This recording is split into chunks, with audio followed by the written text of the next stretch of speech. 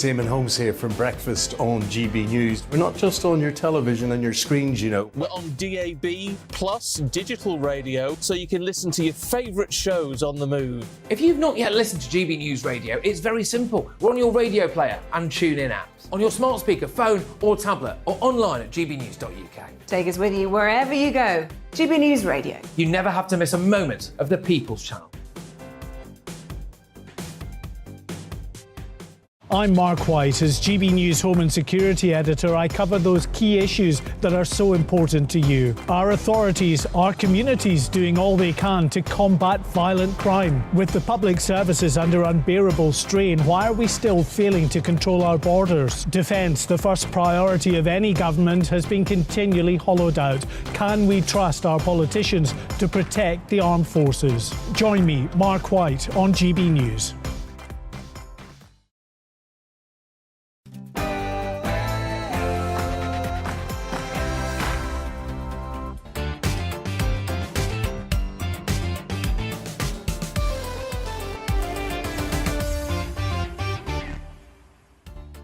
Very good morning. Welcome to Bev Turner today on GB News TV and DAB radio.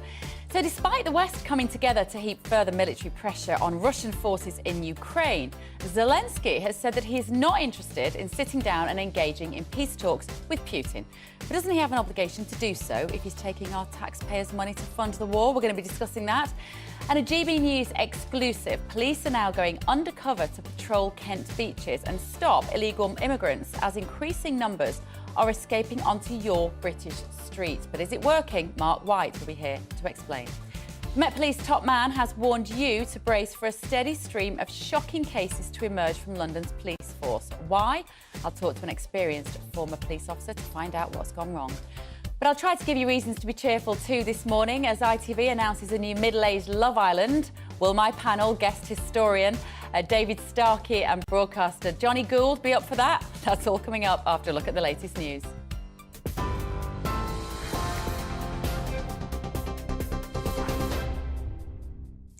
Good morning, it's 1 minute past 10. I'm Rhiannon Jones in the GB newsroom. Ukraine's president says the quick delivery of Western tanks is urgently needed in its fight against Russia. Volodymyr Zelensky's comments come after Germany agreed to send 14 Leopard 2 tanks to Ukraine, and the US announced they'd send 31 Abrams. That's to add to the UK's 14 Challenger tanks. The Kremlin has called the deliveries a direct involvement by the West in the conflict.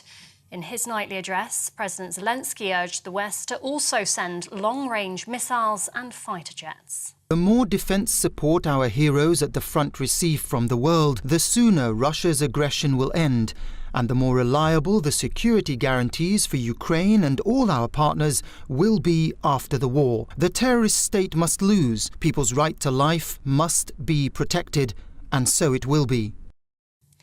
Over 100 charities are calling on the Prime Minister to open an independent inquiry after 200 child refugees were found to be missing from Home Office hotels. They're warning children are at a risk of exploitation, describing the situation as a scandal.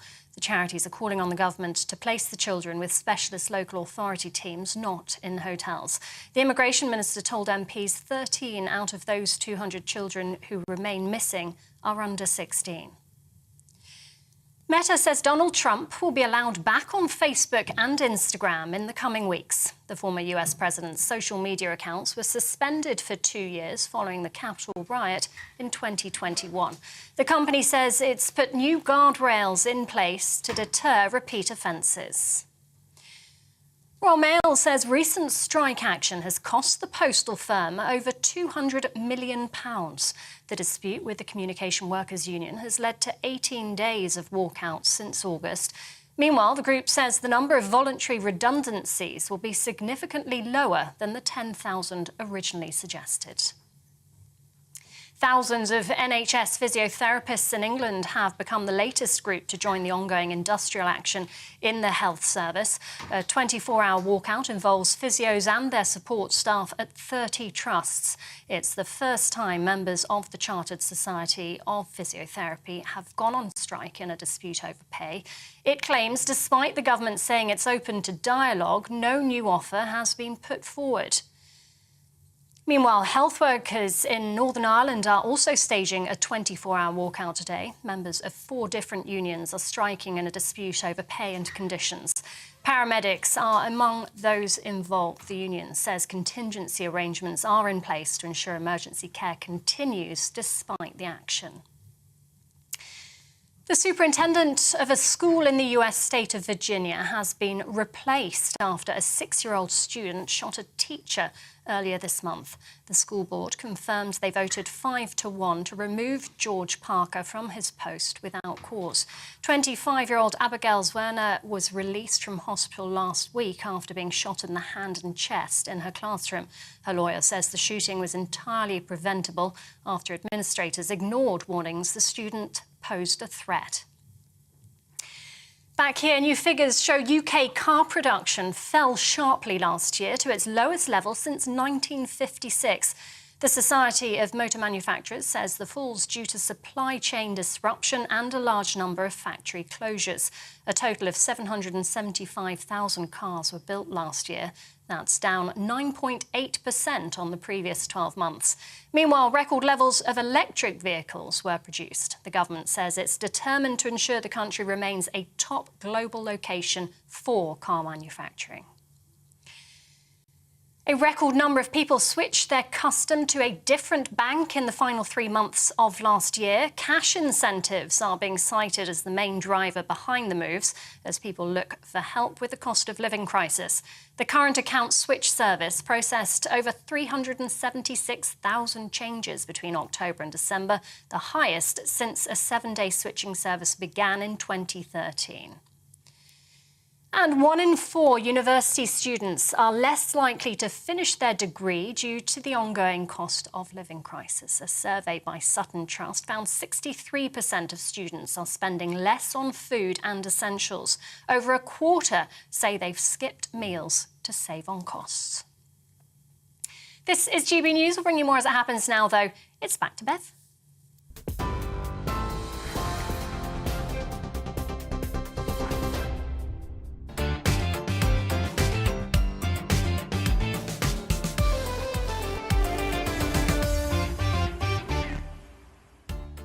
Very good morning. Welcome to Bev Turner today on GB News. Here's what's coming up on the show this morning. President Zelensky says that he won't sit down with Putin to discuss a plan for peace. Western countries united behind him last night, with Germany and the US agreeing to send dozens more tanks to Ukraine. In a late-night address, Ukrainian President Zelensky called it an historic day. But I, for one, think there might be some serious questions to be asked about taxpayers' money being endlessly poured into this war. Do you agree? I'll have a Russian expert here to explain, but let me know your thoughts. And the Met Police Commissioner, Sir Mark Rowley, has said that 2 or 3 Met officers a week will face court whilst they try to get to the root of the problem within the force. This comes as one national newspaper speculates that we will never regain trust in our police force. I'm going to be talking in just a moment to a former Met detective to find out where this has all gone wrong. And broadcaster, Brexiteer Johnny Gould and historian David Starkey will join me on the panel. We're going to delve into claims that our damaged police will never recover public trust, Brexit voters feeling less confident in leaving the EU due to the cost of living crisis, and the romance retreat, the middle-aged version of Love Island that will soon be on our screens. And of course, this show is nothing without you and your views. Don't forget to vote in the Twitter poll this morning. I am asking you, has your experience with your police force been positive or negative? Let me know if you've had any experiences. Put in the comments as well what happened and how you were treated. Did the crime that you were the victim of get solved? At the moment, about 45% of you have had a positive experience. Email me gbviews@gbnews.uk or tweet me at gbnews to have your say.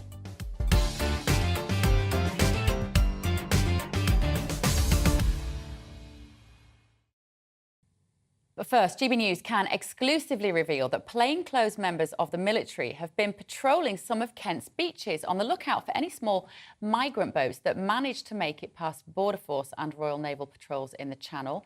It comes as almost 500 migrants were taken to Dover on Wednesday, just yesterday, after taking advantage of a break in the weather to make the crossing. Hundreds more attempted to get across, but failed to make it to UK waters. It just seems to be getting worse and worse, doesn't it? Our Home and Security editor, Mark White, has this report. Just before first light, the Border Force vessel Volunteer slipped into Dover Harbour. On board, around 100 people taken off 2 small migrant boats. During weeks of winter storms, there have been few in the way of weather windows where conditions are calm enough to allow small boats to cross. But the criminal gangs are patient, and after operating for the past 4 years, they're now expert at reading the wind and the tides. So on the few occasions the weather allows, the people smugglers launch their small boats en masse. By mid-morning, around 300 Channel migrants had been taken to Kent after they were picked up from half a dozen inflatables. The Prime Minister has vowed to make tackling the small boats crisis a top priority. The bad weather of late, meaning relatively low numbers arriving here, has certainly eased the pressure on the government. But as this latest surge shows, the moment weather conditions improve, the boats are back. As we filmed, military personnel left Dover Harbour in 2 rigid inflatables to patrol some of Kent's beaches, looking for any small boats that might have made it past the Border Force and Navy vessels out in the Channel. GB News has been told that other members of the military are now routinely patrolling some beaches on foot as well. Into the afternoon, the boats kept coming, just before the weather window closed again, with windy conditions now expected until the weekend. In just a matter of days, Border Force will once again take control of Channel migrant operations from the military, who've been coordinating these patrols since last April. But the pressure on the government is unlikely to ease just because the authorities are better at spotting and intercepting small boats. Stopping the trade in Channel migrants is the ultimate goal, but even the government admits that won't be a quick or simple job. So Mark White joins us now live from Dover. Good morning, Mark. Good to see you. Tell us about these military patrols. What have you been finding out? Yeah, sources telling us that they're now routinely out there, plainclothes patrols, not in uniform, very discreet on a number of the beaches in Kent where we've seen a very worrying incidences really in recent months of some small boats that have managed to get past the Border Force and the Royal Naval Patrols out in the Channel and land on the beaches, people running off into local communities. Some even more worrying reports that came through in recent months of people going into the houses of local residents demanding transport to a location or use of a mobile phone to make contact with those they want to arrange to pick them up. So clearly some concern over that. Rishi Sunak has said that tackling the small boats crisis is one of his government's top priorities, and as such they are, in a matter of days, changing the structure in which the small boats Channel operations are controlled. It will be the Border Force taking over those operations again under a small boat operational command that will, we're told, more effectively bring together the military Border Force, the National Crime Agency. But of course, being more efficient and effective in identifying the boats coming across and picking people up doesn't do anything, of course, to reduce the strain on the asylum system, with almost 46,000 people making it here to the UK last year and entering that asylum system. It needs to be a concerted effort on the continent, in France, in Germany, Belgium, the Netherlands, wherever these criminal gangs are operating, to try to dismantle them, Bev. OK, thank you, Mark. We'll be coming to you, I think, in the next hour as well. Mark White there in Dover. In Kent. Tell me what you think. GB Views at gbnews.uk. It is incredibly frustrating, isn't it, that they don't just seem to keep coming more and more every day. Now, Met Police Commissioner Sir Mark Rowley says that the public should prepare for more painful stories as the force confronts the issues that it faces. 2 or 3 Met Police officers per week are expected to appear in court on criminal charges in the coming weeks and months. So, former Met Police Detective Peter Blexley joins me in the studio. Good morning. Good morning. Peter. First of all, before we talk about that, can I ask you just to reflect a little bit on what you saw from Mark then as a former police officer? What are your concerns when you see pictures like that? Despite this responsibility shifting from the border force to the military and talk of patrols on beaches, there is not one element of deterrent or repelling these boats that we're hearing about. So consequently, it's still same old, same old. Thousands will come here. Many will disappear off into the black economy and criminality. And if anybody wants to doubt me on that, just get your computer out and go into your search engine and type, for example, Albanians convicted. Yeah. Type those words in and see where, throughout the length and breadth of the country, people who have come in illegally, who have disappeared into criminality, have been captured and are responsible for a whole heap of purely unacceptable crime. Yeah, you must despair, and I imagine current serving police officers despair as well. That's what you're really here to talk about. What did you make of this warning from Mark Rowley to say, just basically said, brace yourselves, Britain, you're going to see tons of coppers in the dock? It's appalling. The Metropolitan Police is quite rightly very much under the spotlight because members of its ranks have murdered, raped and much, much more. Utterly unacceptable. But, you know, this malaise spreads further than the Met. Again, anybody who wants to search police officer convicted, for example, will find that officers in recent times from other forces have been convicted of rape, sexual assault, and other very serious and appalling crimes. So there is, of course, an enormous problem within the Met, but there is a bigger problem throughout policing per se. So what do you think's happened? Is it that there were always lots of wrong-uns in the police? Does it attract a certain type of character, maybe? That's a controversial question, I know, because let's just make it clear. The vast majority of police officers are brilliant, well-intentioned, good people keeping us safe. OK, we need to point that out. But do you think there's something about the power that you get in your uniform? And the reason why it is so important that policing gets it right is for the sake not only of the public, but the good officers. Yeah. There's that phrase, which is very, very true. Nobody hates a bad cop more than a good cop. So they have to get it right to support and encourage good cops to do their thing and good people to join policing, because that's what it needs. But the state of policing, as it is, has been deteriorating for some time. Yes, to answer your question, back in the day of the 70s, 80s and 90s, when I was a cop, there was corruption. That was predominantly more for personal gain, where coppers were taking brown envelopes full of cash from villains and the like. Yeah. And, of course, there were dreadful problems with regards to race. Yeah. And that, of course, led to the Brixton riots of 1981. And to an extent, the police have done much to address that, but there's more work to do. But what really lies at the heart, I think, of so much that is wrong about modern-day policing is that in recent times we've seen the College of Policing and we've seen the National Police Chiefs Councils become self-serving quangos in their ivory towers. They have their swanky websites that spout endlessly about standards and ethics. And yet, really, they are full of senior officers who have clambered over the frontline troops to get where they've got. They've done very little frontline policing. In fact, the rough and tumble wasn't for them. Yeah. They wanted to climb the greasy pole. And they've got into these senior positions. They've been more about self-service than public service. And they've just uttered words whilst letting down the front line. One police officer said to me the other day, it seems that promotion now is only given to those who can be the most sensitive. That there's an idea that it's much more important that you're worried about things that didn't used to matter in the police. And of course they do matter. Like we said, treating women properly in the police matters. Treating ethnic minorities matters, that you get it right.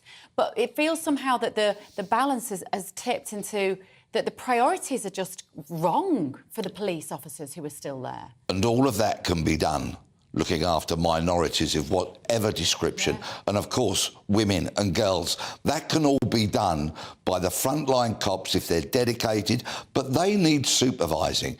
And so many officers who are determined to get to the senior ranks see the frontline troops as something beneath them. They almost have scorn for them, and they don't supervise them properly. They feel like they're a different workforce from the ambitious ones. They don't put an arm around them. They don't look after them, and they got rid of all of their canteens, you know. Leadership, and then the camaraderie that you used to have.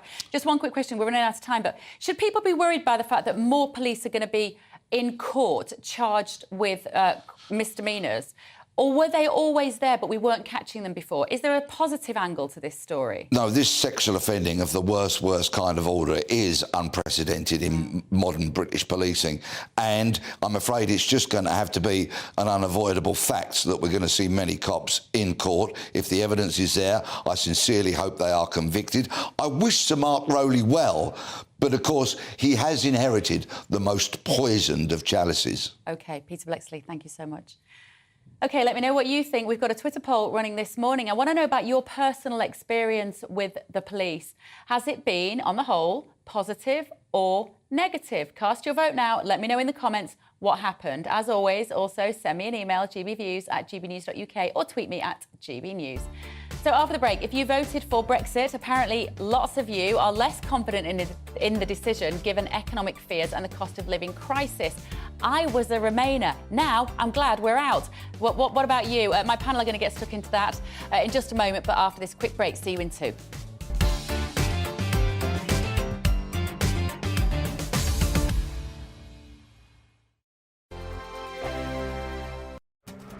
This year on GB News, we've got brand new members in the family. Join us. Across the entire United Kingdom, we cover the issues that matter to you. GB News will always stay honest, balanced and fair. We want to hear whatever is on your mind. And we don't talk down to you. The establishment had their chance. Now we're here to represent you. Britain's watching. Come join us on GB News, the People's Channel. Britain's news channel. Monday to Thursday, 9 p.m. till 11 p.m. Join me, Dan Wootton. I'll bring you the sharpest takes and hottest debates. Do you not believe in prisons? I don't believe in prisons. I'm completely stunned. I guarantee you there'll be no spin, no bias, no censorship. I actually was personally quite offended by it. And no reason to go to bed. So I guess they've always been quite woke. That's Dan Wootton tonight on TV, radio and online. Monday to Thursday from 9 p.m. till 11 p.m. on GB News. The People's Channel, Britain's news channel. We are GB News, and we'd like to say thank you to each and every one of you for bringing us your conversations, for helping our great nation find its voice. We are here for you on radio, television, and online, across England, Scotland, Wales, and Northern Ireland. It's not the BBC, you know, you actually get your facts right. We are proud to be GB News, the People's Channel, Britain's news channel. I'm Mark White. As GB News Home and Security Editor, I cover those key issues that are so important to you. Our authorities, our communities doing all they can to combat violent crime. With the public services under unbearable strain, why are we still failing to control our borders? Defence, the first priority of any government, has been continually hollowed out. Can we trust our politicians to protect the armed forces? Join me, Mark White, on GB News.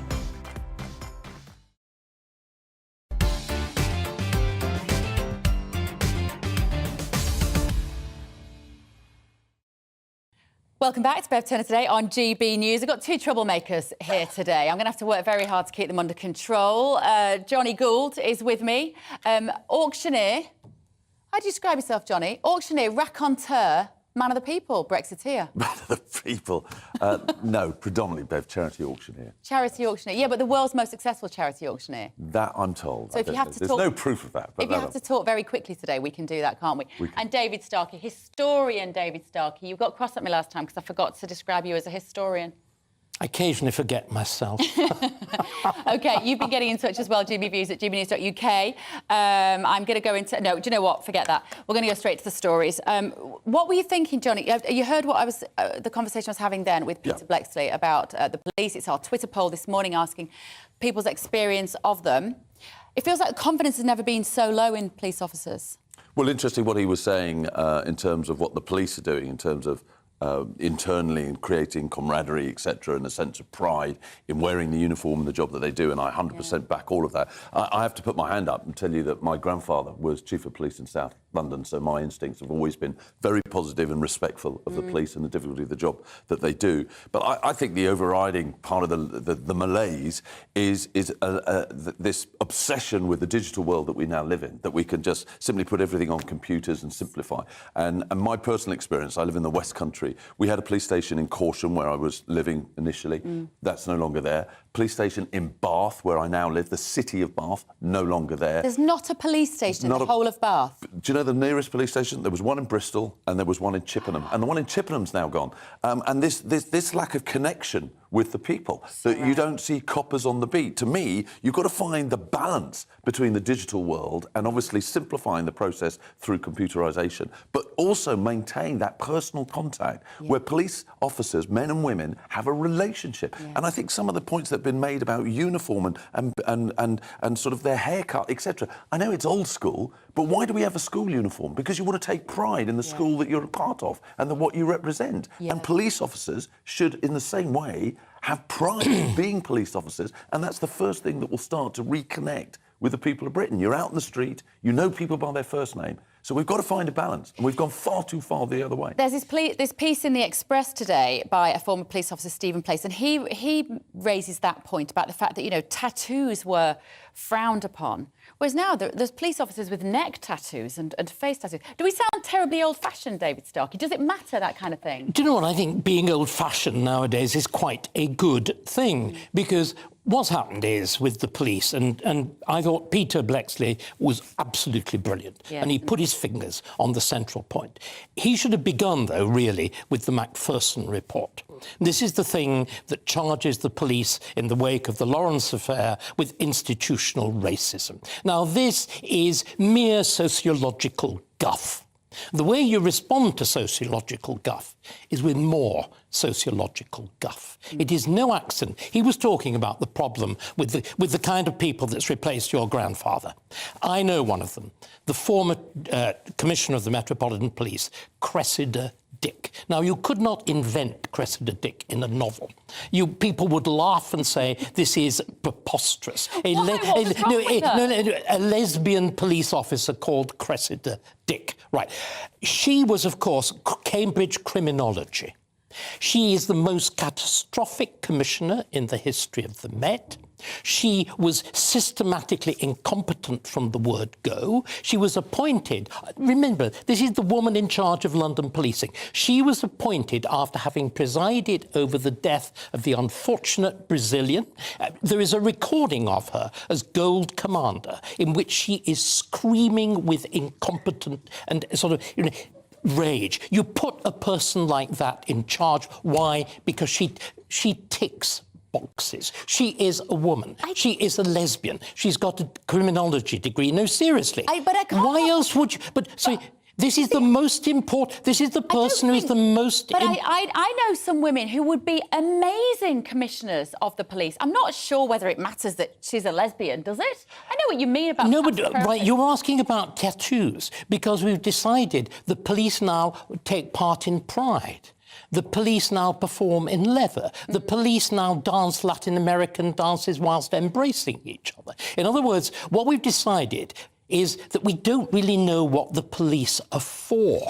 But all of that pro-LGBT, etc., is meant to be the fact that they therefore don't have that traditional reputation of being a wall of straight men to whom other people who might be female, gay, ethnic minority can relate to. If we want to catch... And that taps into your community thing. Yeah, but if we want to catch a criminal, I want a fit, strong man. Sorry. I do not want either a fat, waddling man or a fat, waddling woman. And when you look at the typical policeman and policewoman in the streets now, that is what they are. The police, as we know, have turned themselves into a branch of a PC social service. They've abandoned vulgar things like burglary.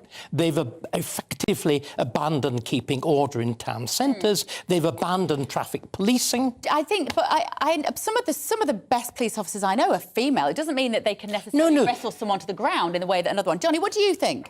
The idea that you can't be an effective police officer unless you are a fit male, I don't accept. I don't admire to at all. The reality is... No, come on. Why? No, right. Why? Isn't your job to be... Right, you're dealing with fit, tough, intelligent people called criminals. Let me explain why. OK, my son has a holiday job. He works on the doors. It's now legal obligation for the security team on nightclub doors to always have at least one single female. And the raison d'etre behind this, and this is completely appropriate to the police force, is whether or not there are women that are not able to physically do the job in terms of the aggressive side of the job, and I suggest there are, according to my son, there certainly are. What women bring is at times, in what is a highly potentially violent and volatile situation, is a certain balance, is a certain calmness that sometimes men, where aggression and that sort of...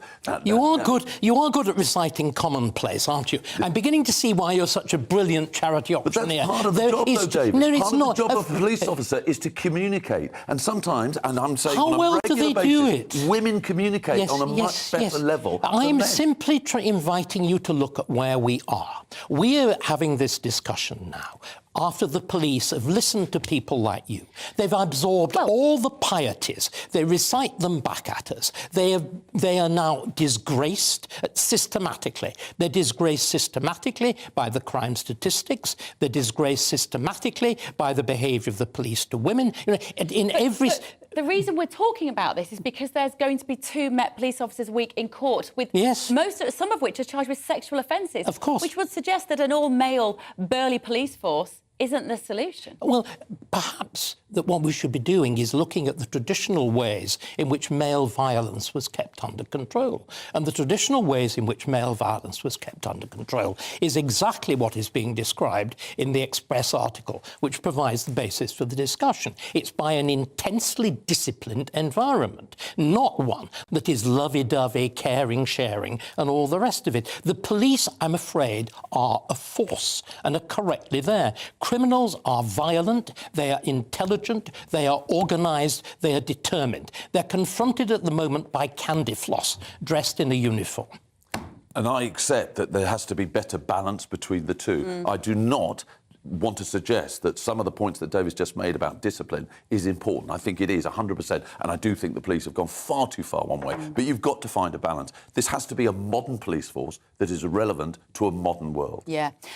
We're asking you as well this morning about your experience of the police. Do have a look on Twitter at GBNews and let me know whether your experience of the police, actually, what we're asking is whether it has been negative or whether it has been positive. Right, great start, guys. Now, are you sick and tired of seeing young, beautiful people on TV? Probably not. Well, a middle-aged version of Love Island will be launching soon. I want to know if these two would be up for taking part. All that and more after your morning news.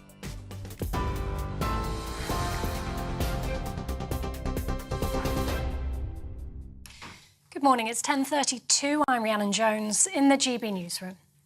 Germany's defence minister says he expects the first Leopard 2 tanks to arrive in Ukraine by the end of March. Germany has agreed to send 14 Leopard 2s to Ukraine, and the US announced they'd send 31 Abrams.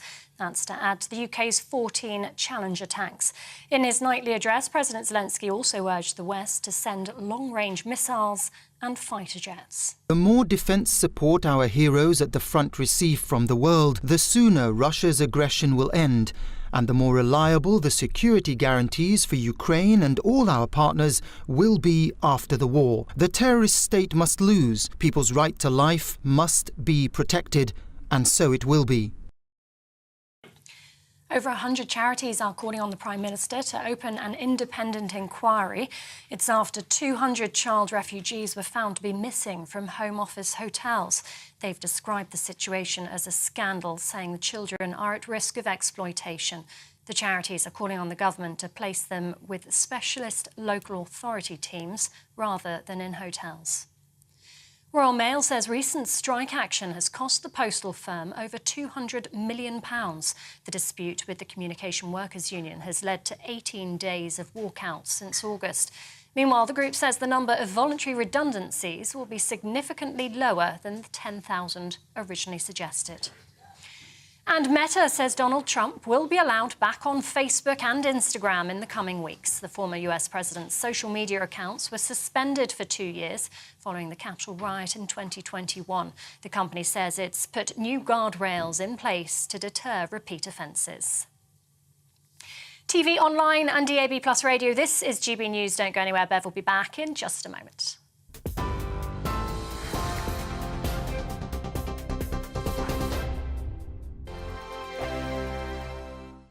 He's the king of breakfast TV, and he's back. Eamon Holmes, back on the TV with me this morning. Even remember my name. I know, it's been 4 months. You have holy water by your bed? Oh, yes. Already to bless. Yeah. Oh, Eamon. Oh.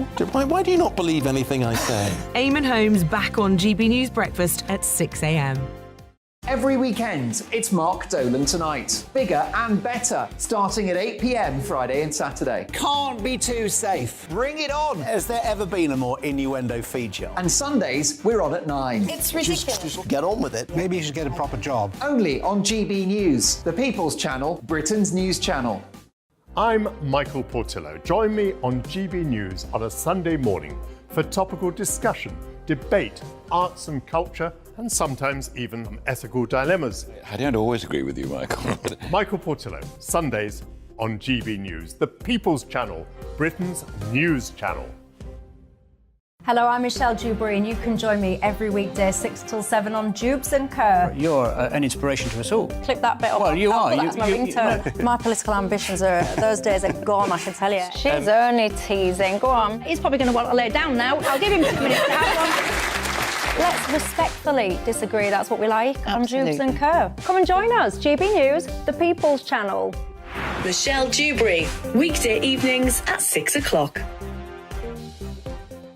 Monday to Thursday on GB News, it's Bev Turner Today from 10 a.m. We're going to be here for you, our GB News family, to keep you up to date, but also make you smile. The guy went from puberty to adultery. And I can't wait to bring a few of my own opinions. I have no time for cultural totalitarianism. We'll engage in passionate, but always polite debate, with your thoughts and opinions at the centre of it all. Only on GB News, the People's Channel, Britain's news channel.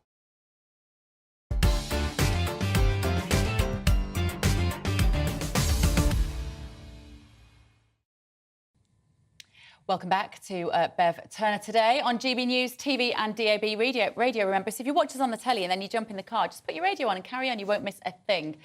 Now, you've been getting in touch with your views. gbviews@gbnews.uk is the email. Let's read a few. On Channel Migrants, we had that report earlier from Mark White, and he's going to be in the second hour as well. Alex has said, why are the authorities letting smugglers and migrants get onto beaches and into boats in the first place? It's a very good question. John says, tow the boats back to France. Simple. Apparently, for some reason, not quite that simple. Ken says it beggars belief that patrols cannot spot migrants running down the beach with a massive inflatable and an outboard motor. Very good point. Keep those emails coming in, gbviews@gbnews.uk. So, Western countries united behind the UK last night as Germany and the US agreed to send dozens of tanks to Ukraine. In a late-night address, President Volodymyr Zelensky called it an historic day. So Russian expert and political commentator Danny Armstrong joins me in the studio now. Was it an historic day, do you think, Danny? Whether it's an historic day... Zelensky? Well, yeah, of course. I mean, the one thing that stuck out to me reading his address was the fact that he said that we don't need a few, we don't need a dozen of these tanks, we need more. And of course, that seems to be his tagline, that there is this never-ending kind of box, or this never-ending delivery of arms, of tanks, of anti-aircraft missiles that he seems to want to tap into from the West. Now, that isn't to say that I don't agree that the West should be funding Ukraine and should be sending arms over to them. It just seems to be that, especially in the West as well, with people like James Cleverly saying that this sends a message to Vladimir Putin, sending tanks over. Joe Biden, the US president, eventually sent 31 Abrams tanks over. That was a full battalion. But of course, it hasn't been enough. It hasn't matched up to Zelensky's wishes and Zelensky's needs. And of course, it's going to take weeks and weeks, and if not months, to train soldiers to use this type of weaponry. So we're coming up to a year, aren't we? Is it 23rd of Feb, is it? 24th of February, yeah. 24th of Feb, that will be a year.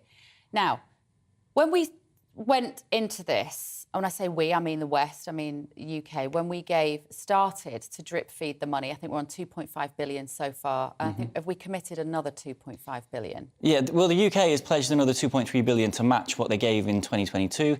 Now, I think people, especially people in the US, this goes for doubly so, are kind of getting to the stage where they're wanting to see a return on that investment, and they're wondering what they get. And what they get is perhaps the weakening of the Russian army, a weakening of perhaps the Russian government and Putin's popularity in the country. For the UK, having pledged 2.3 billion last year and 2.3 billion this year, people are in a cost of living crisis, people in the NHS are striking, there's a homelessness crisis. People are wondering if that money can be spent better at home. Now, the NHS's commissioning budget is 153 billion. Now, if we added that money to the commissioning budget, it would be 155 billion. So it doesn't really make too much of a difference, but there is a lot that money could do. Here's the thing, right? Before this war, Zelensky and his government were roundly recognised as the most corrupt government in Europe. It wasn't a secret, right? There's all sorts of shenanigans were going on, and obviously this is not a dispute that happened overnight. It was going on from about 2008 between Russia and Ukraine. Why are we now meant to believe that suddenly they get invaded by Russia in the Donbass region? They're all whiter than white, and all of this money is being spent on, buying missiles to protect their people. I have some serious questions about that. I think there are quite a few people who have quite a few questions about that. Before the war, Zelensky was seen as perhaps following on from his predecessors, Poroshenko and Yanukovych, of doing nothing about government corruption, about cracking down on cracking down on independent media and having the state media as his one and only narrative. There is also the accusations of corruption that are creeping through, especially with Boris Johnson's visit to Kiev. Of course, it was a surprise for anybody who wasn't really following the events that led up to it. He was in Davos, where he got the honorary citizenship of Kiev from Vitaly Klitschko, the mayor of Kiev, although he said he didn't have any plans to go over to Kiev at that time. On Saturday, his finances are exposed, and on Sunday, he suddenly turns up in Kiev. Now, this can be kind of perceived as one hand washing the other. Ukraine gets a cheerleader, the biggest name in British politics, to go out there and basically drum up support for Ukraine. And as we're seeing, Ukraine and Russia are kind of falling from public consciousness. So it's very important that Ukraine has those type of people to go out there and kind of cheerlead and get the sort of whip round going, as it were, amongst world leaders. I don't want to sound completely cold-hearted, because, of course, we are all concerned about Ukrainian citizens being safe. Like, how dangerous is it now for people who are left in Ukraine? Presumably, the particularly dangerous areas have been evacuated. Well, yeah, I mean, people that I speak to on the ground are still living a very hand-to-mouth life. They have only certain areas of the day where they can use internet and running water, for instance. I can't get in touch with a lot of them to actually ask how they are, which is kind of a marker of how bad it's got over there. In terms of being safe, I have heard stories of people having near misses, of going to rent an apartment and then reneging on the deal, and then a couple of days later, that apartment gets bombed. What we need to see is a commitment to those people to keep them safe, but that doesn't mean that we shouldn't be working towards a kind of a deal or maybe negotiations. And this point that I made about Zelensky saying he has no appetite to sit down with Putin and talk about peace. He should. He should. What else is there? Otherwise, we just keep giving them writing them blank cheques. Who knows which bit of it is going to protect Ukrainian citizens? How can he not even pretend he wants to sit down with him? The arrogance of that. Well, that's precisely the point of, well, if we look at Russia and Russian state media and how it's been kind of reported over there, this aid from the West, it validates the pretext that Vladimir Putin and the Kremlin put out that we are fighting against the West. This is to prevent a Western attack on Russian ideals and everything we hold dear as Russians in the Russian Federation. Now, for negotiations to take place, it's not going to happen without Russia. These hardline rhetoric from the West, it hasn't ever led to any situation that's been favourable to either side. No. Vladimir Putin only understands force. We're going to send a message to Vladimir Putin. If our politicians were that hard, then Ukraine would already be a NATO member state, which hasn't, of course, happened because we have to respect those red lines that Russia have built, those boundaries that the West can't cross. And do you know what the problem is as well, I think? Because Zelensky's now been deified, it seems, in the eyes of the Western media. He's on the front page of Time magazine, Man of the Year and all that. Everyone's just forgotten that he wasn't a popular president before the war. And now it seems that this story is getting reported only in one way, particularly in this country, and nobody feels that they can say, actually, there might be a bit of grey here. Danny Armstrong, pleasure as always. Thank you so much. Right, there are growing calls for the government to do more to support leaseholders who own property but not the land that the property is built on. New laws came into force last year, banning ground rent for new builds in a win for millions of home buyers. But existing leaseholders are struggling to keep up payments on their old ground rents. Anna Riley has the story. Growing numbers of people like Lou are being forced to sell their leasehold homes after increases in ground rent as well as service charges have made their properties unaffordable.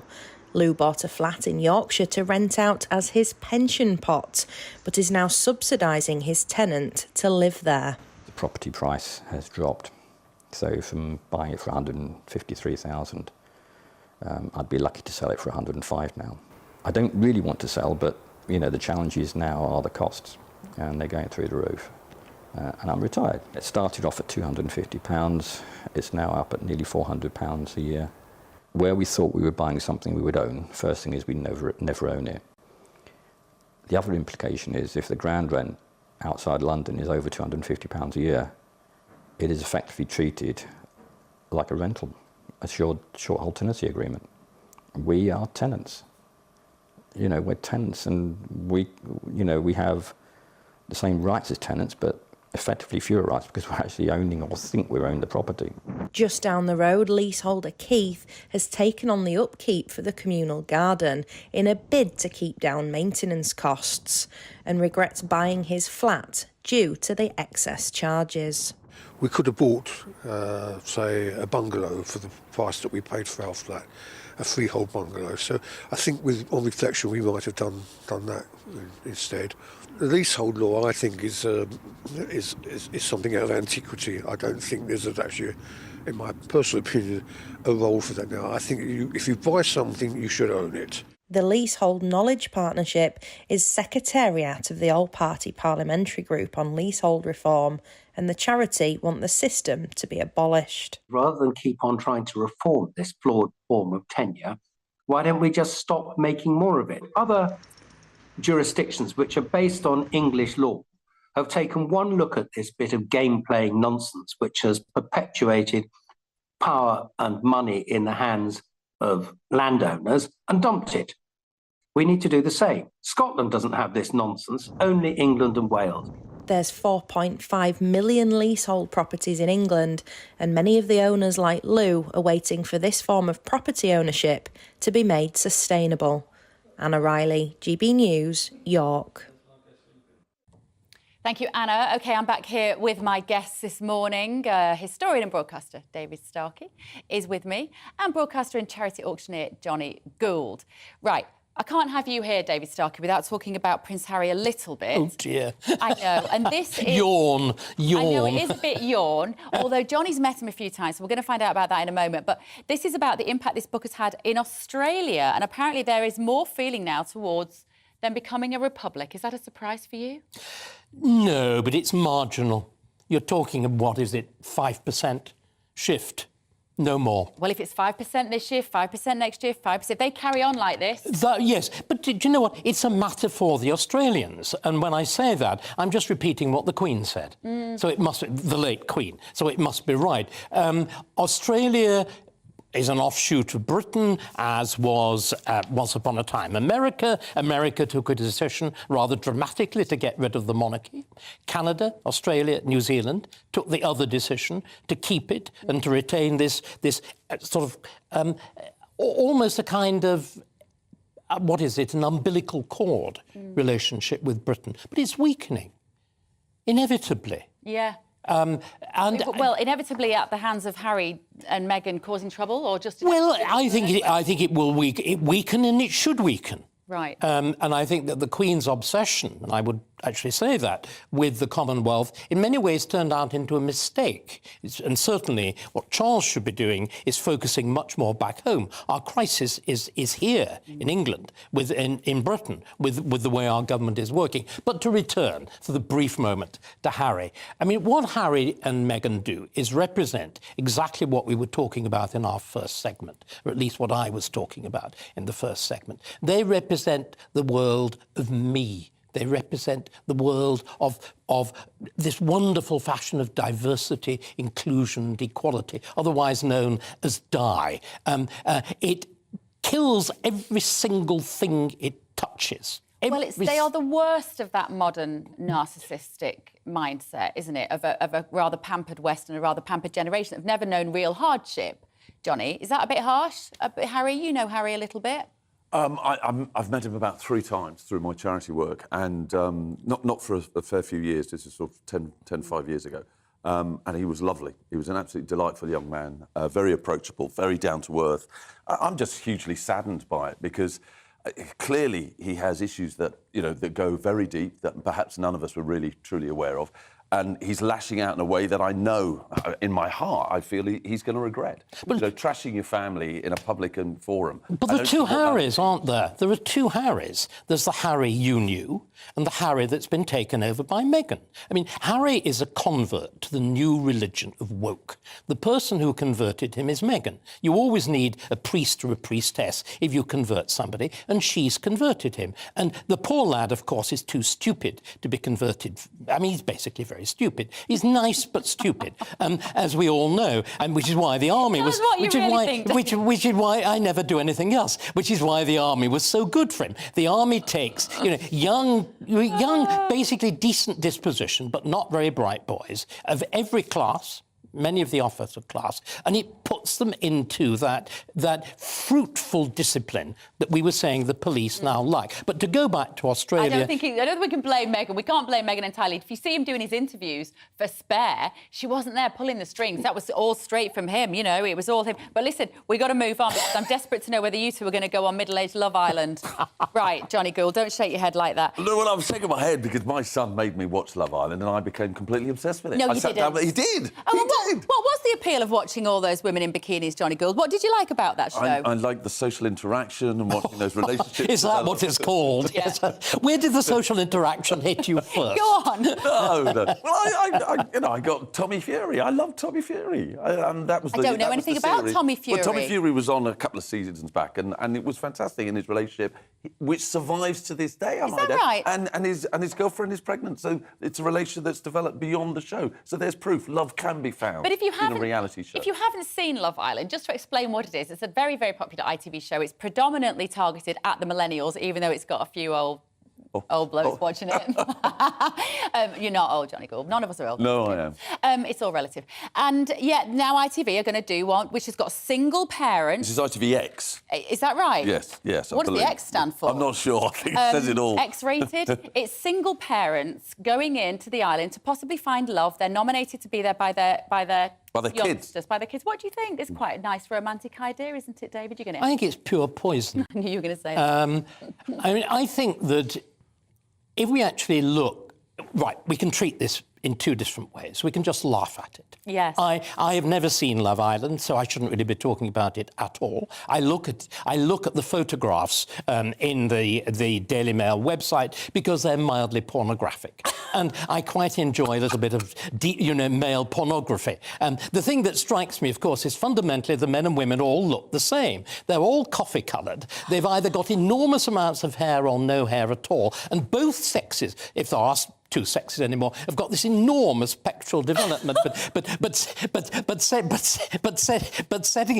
setting those points aside, the idea that we offer this as a model of forming relationships, and we worry about the state of our family, we worry about how young people approach parenthood, relationships. And we offer this in our mainstream television. Now, I'm sorry, I do think there is a connection.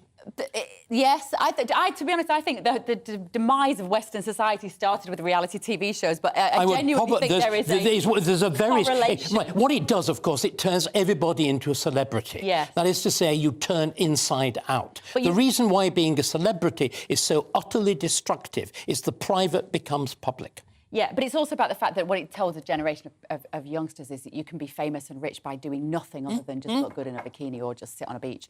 But is he missing a bit? Because the bits of Love Island that I have watched, Johnny, I did see what I thought it was a fascinating insight into the minds of these youngsters and how they view relationships. Into the emotional, into the psychologies of them. I mean, it's important to point out this is just meant to be a TV show, and it's not meant to appeal to everybody. And I very much doubt, David, that you are a target audience. Well, I don't know. We've just heard a revelation, which means part of it might appeal to him. But anyway, where were you? But my point is, if you go back to the beginnings of reality TV, I would always say that Big Brother, the first series of Big Brother, and I remember being absolutely captivated by it in terms of the social interaction.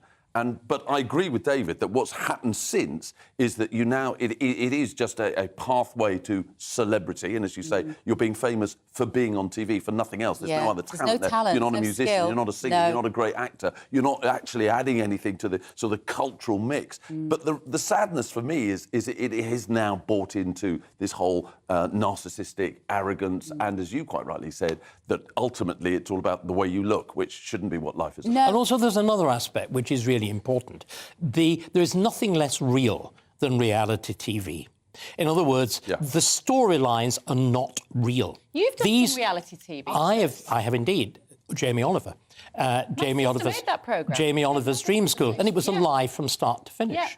In other words, the people, whether your sister was involved or not, the children involved were deliberately chosen to have as many problems as possible and to be as unteachable as possible. And then, of course, what you do, you shoot enormous amounts of footage, and then you edit, and you invent a story.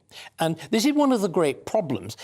Again, we see the same with Harry's book. Harry's stuff was stream of consciousness, which is then refracted through a brilliant ghostwriter and manipulated. And what you're hearing when you hear Harry talk is Harry who isn't talking like himself. He's talking like himself, refracted through this process in exactly the same way what goes on with Love Island. To my initial question then, would you go on Love Island if you were single and looking for a hot wife? And even more good-looking than he is, yes. if the format is exactly the same as the younger version, not in a million years. What about you, David? Oh, God, no.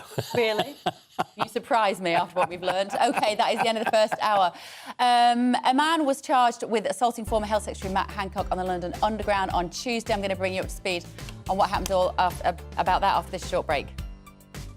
Hi there, it's Aidan McKibben here with the latest forecast from the Met Office. Sunny spells and mostly dry for many of us today, but it is a bit colder in the north whilst it's milder in the south. Even though we've seen a cold front clear southwards, that's helped to clear the very cold conditions that have been stagnant across southern parts of the UK over the last few days. And the mist and fog that we saw fairly extensively on Wednesday, although there were a few pockets of fog and frost about first thing this morning. But they're lifting now, and for most it's a dry and bright day. The best of the sunshine in the west, a bit more cloud into the east, 1 or 2 showers for parts of eastern Scotland and eastern England.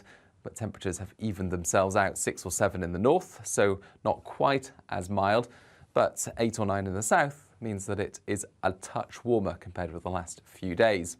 Into the evening, we'll see the clear spells and light winds remain across parts of western Scotland, Northern Ireland, as well as western England and Wales, and in these areas a touch of frost and some fog patches, especially for Northern Ireland.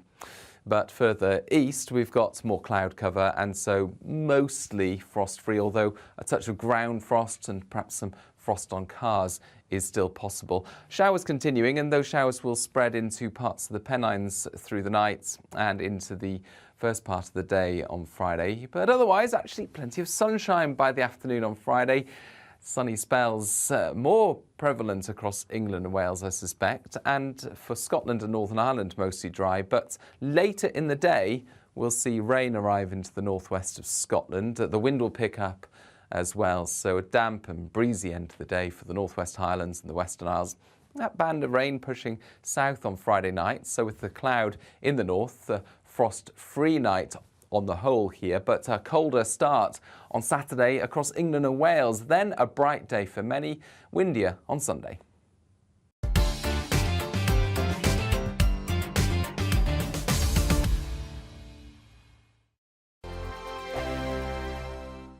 I'm Simon Evans. Join me on GB News for Headliners at 11 p.m. What's the scoop? I'll be joined by two of the country's top comedians. That's right. As we take a look at tomorrow's newspapers tonight. We're going to get into trouble. If it's a big story, we'll be covering it. Spill some tea on him. There we go. But we'll also have some fun. I wouldn't stick up a bank.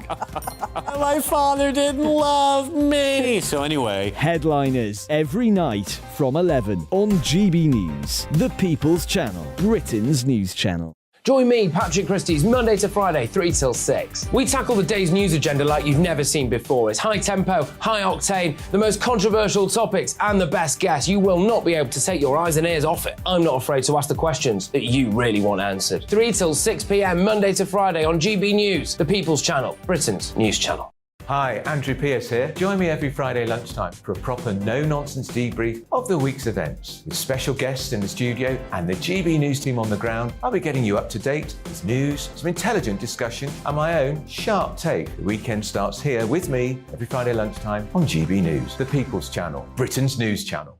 I'm Andrew Doyle. Join me at 7 o'clock every Sunday night for Free Speech Nation, the show where I tackle the week's biggest stories in politics and current affairs with the help of my two comedian panellists and a variety of special guests. Free Speech Nation, Sunday nights from 7 on GB News, the People's Channel, Britain's news channel. We are GB News, the People's Channel. And right across the United Kingdom. You can find us on Sky Channel 512. Virgin Media Channel 604. Freesat Channel 216. Freeview Channel 236. And YouView Channel 236. You can also take us with you on DAB Plus Radio. With the GB News app and at the website gbnews.uk. We're absolutely everywhere. Come join us on GB News, the People's Channel, Britain's news channel.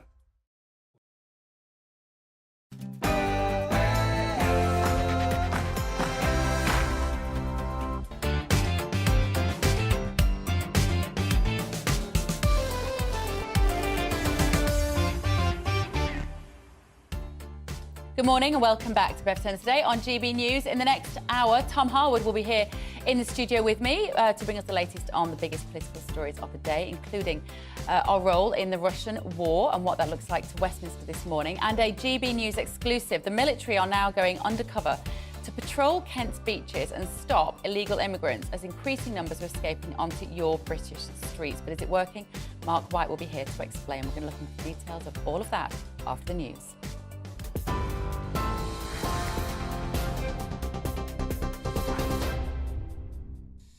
Good morning, it's 1 minute past 11. I'm Rhiannon Jones in the GB newsroom. Germany's defence minister says he expects the first Leopard 2 tanks to arrive in Ukraine by the end of March. It follows yesterday's agreement to send 14 to help in the fight against Russia. The US announced they're sending 31 Abrams. That's to add to the UK's 14 Challenger tanks. President Volodymyr Zelensky has also urged the West to send long-range missiles and fighter jets. The more defence support our heroes at the front receive from the world, the sooner Russia's aggression will end, and the more reliable the security guarantees for Ukraine and all our partners will be after the war. The terrorist state must lose, people's right to life must be protected, and so it will be. Member of Ukrainian Parliament Kira Rudik told GB News the tanks alone aren't enough. A year into this war, we are still in this David versus Goliath situation where Russia has more people, more weapons, more military production, more supplies. So we have to be different. We have to fight harder. We have to have more sophisticated weapons, and we have to use different strategies.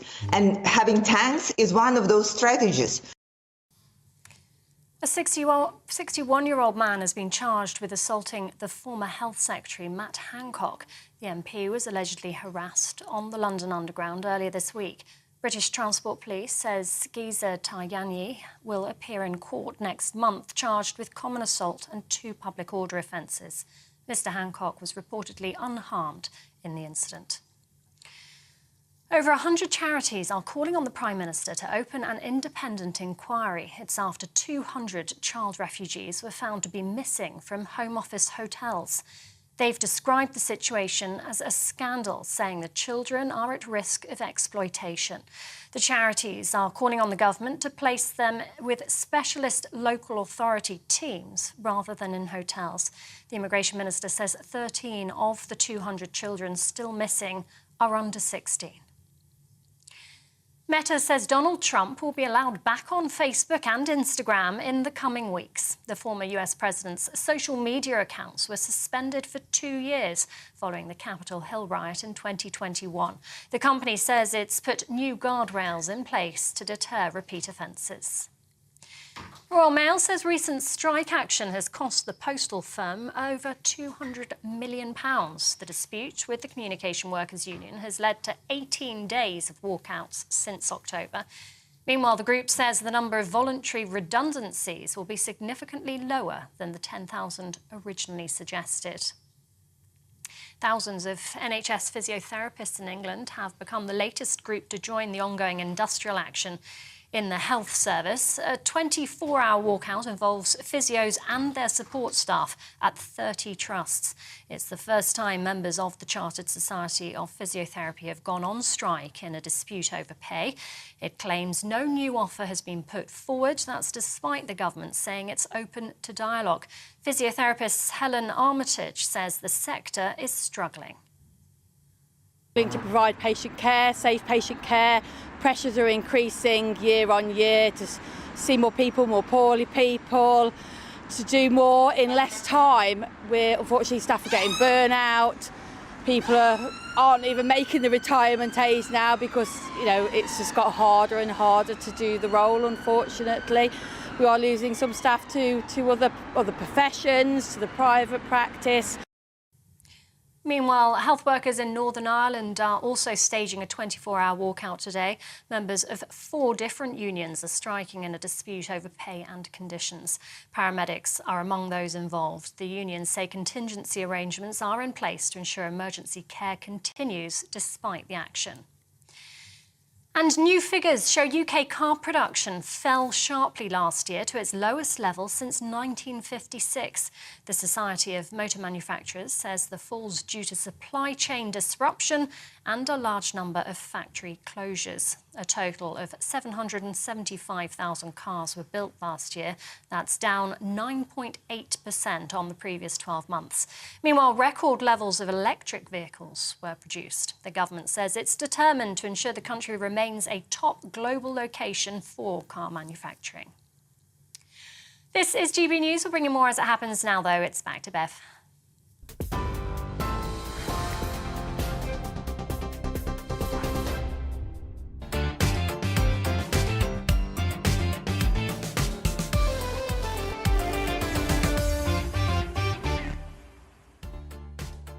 Good morning, welcome back. I'm chatting to Tom Harwood.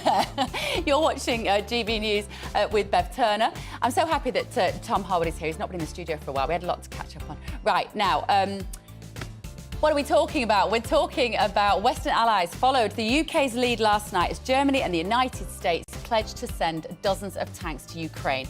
Meanwhile, back home, Sunak and his cabinet members are heading for an away day that's been dubbed as a hideaway day amid Zahawi's tax affairs. Tom's going to be telling us all about that in a moment. GB News can exclusively reveal also this morning that plainclothes members of the military are patrolling the Kent coast to stop illegal immigrants from escaping onto your streets.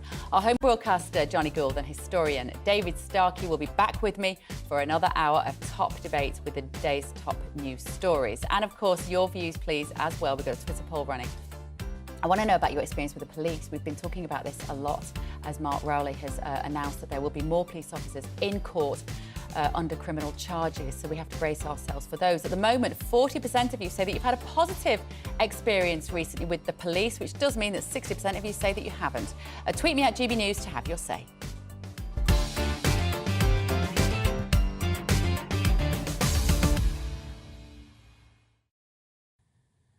So now, President Zelensky has said that it is a historic day following weeks of intense international pressure on Berlin to committing tanks and a lot of the rest of Western Europe to committing tanks to Ukraine. Last night on a call with the leaders of Germany, France, US and Italy, Rishi Sunak urged Western countries to give more support to Ukraine and push to an end of the war. So Tom Harwood is with me now. Hello, Tom. Nice to see you. Good to see you. It's nice to be in this time slot because normally I'm scurrying down to Westminster at this time. But today we're in Paddington. I'm so glad that you're here with me, Tom. We have a lot to catch up on.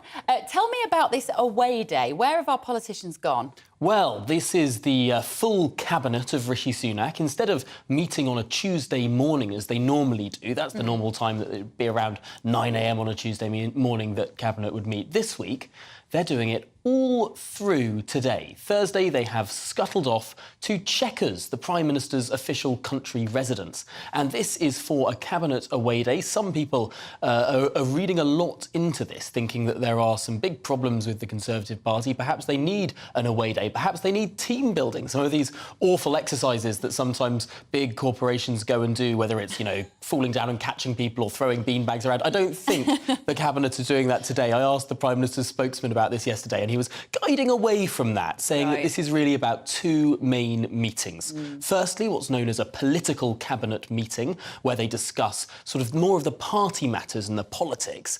And then later in the afternoon, there'll be a full cabinet meeting where they discuss the policy. But perhaps the most interesting part is this political cabinet at the first part of the day. They'll be addressed by a man called Isaac Levido. Now, he's not particularly well known, but he's the mastermind, basically, behind the 2019 general election. He ran the general election campaign for the Conservative Party in 2019, delivered that big victory. He was the guy behind the message discipline of Get Brexit Done, of 20,000 new police officers and all the rest of it, really making sure that Boris Johnson then stayed on the straight and narrow and stayed on message. Well, he'll be talking to the cabinet about what on earth could they do in just around 2 years' time, a bit less than that, when the next election has to be... Do you think he's going to suggest bring back Boris? I think that's highly unlikely, given that this is a meeting called by Rishi Sunak. And so really what the brief will be is what is the path to victory? And it's expected that Levido will be saying there's a very narrow path to victory, and it can't be done without party unity. The infighting needs to stop, and really the key point of politics that we've seen for a very long time now, message discipline, needs to be restored. Now, to you and me, that might seem pretty dull because it means politicians not going off script, saying the same sorts of things to try and really ram home in the minds of voters what they're about. And I'm sure that we'll hear a lot about Rishi Sunak's 5 top priorities in the weeks and months ahead. Well, one of the things they will no doubt be talking about is the situation in Ukraine and Russia and our commitment to send more tanks and more money. Do we know whether the government are still entirely committed to that as an ambition? They have to be now. They do have to be, and it does seem that actually the United Kingdom was in the lead on this issue. It was last week that the United Kingdom committed to send our Challenger 2 tanks to Ukraine, and the reason why isn't because 14 tanks as we're sending is a particularly large number.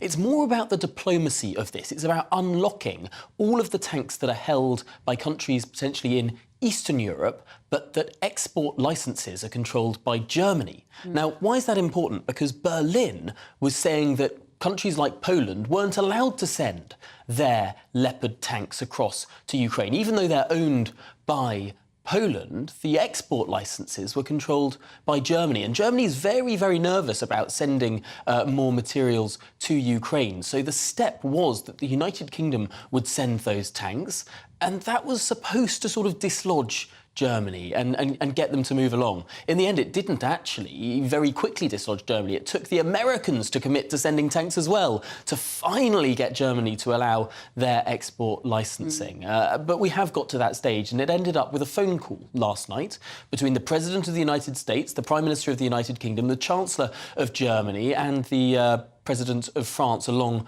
with the Prime Minister of Italy as well, that sort of 5 group of leaders there. They had a phone call last night, and it seems as though the Prime Minister had to interrupt a Burns Night celebration to go and take that call. There's one report that suggests he had to tell bagpipists at number 10 to stop playing Keep their it down. bagpipes so he could hear the President of the United States. That's not confirmed, but it is a lovely piece of colour. This story broke last night that a gentleman who was confronted Matt Hancock on the tube and filmed the whole encounter, it's about 15 minutes, was arrested. What's the latest we've heard today? Well, we've heard that the man has been charged. There is this video that is available online of this man following Matt Hancock and really sort of... Grilling him. I suppose grilling, it can look... And using bad language. Using bad language, it can look to some aggressive. I think there is a debate as to whether it could be seen as assault. There is a moment where Matt Hancock was pushed. It could well be seen as harassment. That might be a more accurate description of it. But it did look like it was an uncomfortable encounter for Matt Hancock. The man who was sort of following him was then followed himself by a member of the TfL staff. Matt Hancock has released a statement following the incident saying that he thanks the TfL staff for their help and emphasising that this was not a particularly common occurrence and saying that it was an uncomfortable encounter. It definitely was. OK, thank you, Tom. Now, GB News can exclusively reveal that plainclothes members of the military have been patrolling some of Kent's beaches on the lookout for small migrant boats that managed to make it past Border Force and Royal Navy patrols in the Channel. Well, joining me now is GB News Home Affairs and Security Editor Mark White. Good morning, Mark. For anybody who's just tuning in, who didn't hear you talking about this in the first hour, what is the latest that you've been uncovering? Well, we've been told that there are these small, discreet plainclothes patrols, and they're not on all of Kent's beaches, but some of the beaches where in recent months we've seen small boats full of migrants that have actually managed to make it to the shore. And, of course, these very worrying reports of some migrants heading off into local communities, getting into people's houses, demanding that homeowners transport them to locations where they can be picked up or to give them the use of their mobile phones. The Prime Minister has signalled that his government is determined to crack down on the Channel migrant problem, and as part of that, in a few days' time, Border Force will again take over operational command of operations in the Channel under a small boat operational command that will, according to the government, more effectively bring together the Border Force, National Crime Agency and, of course, still the military. And they will be assisted, of course, by these patrols. We were filming yesterday as small boats were being intercepted out in the Channel. We saw some of these military rigid inflatables as well, zipping in and out of Dover Harbour, up and down the coast, as part of these extended patrols that are now taking place. But, of course, it's one thing better identifying the boats that are coming across and taking the people into Border Force care. They then enter the asylum system. That does nothing at all to actually lessen the numbers who are coming across. That has to be a more concerted effort on the other side of the Channel. And to that end, the Labour Party have been saying this morning, Bev, that they would give an additional 100 officers to the National Crime Agency task force that is going after the people smugglers with a view to trying to dismantle those operations. But they're highly lucrative. 183 million pounds the criminal gangs made last year, and they know that for all the sort of criminal gangs and the criminals that they dismantle and take into custody, it won't be long before others are willing to take their place for what is a very lucrative trade in people smuggling. OK, thank you, Mark. Mark White there, down in Dover. You've been getting in touch about this. Georgia said Border Force vessels should be picking them up and taking them back to France, not to Dover. Pamela says this government is putting us all in danger by allowing those migrants to come into our country. We don't know who they are or where they are. It is a dereliction of duty by the government. And Alan in Sidcup has said these people have no intention of being processed anywhere in France. And if they were and refused a visa, they would be back on the beach the next morning. I've been asking you about this on my Twitter poll. Actually, no, I haven't. I've been asking about the police this morning on our Twitter poll. Two big stories really today. And this is because Mark Rowley from the Met Police has come out and said we have to be braced for the fact that there are going to be plenty of police officers in court themselves. We're asking whether your experience with your local police force has been positive or negative. Almost 60% of you have had a negative experience with the police. That's incredibly disheartening, isn't it? Because I think the majority of them want to do a good job. Send me your emails, gbviews@gbnews.uk. So after the break, we're discussing, is it time to put a ban on filming strangers in public? My panellists will be here to debate that just after the break.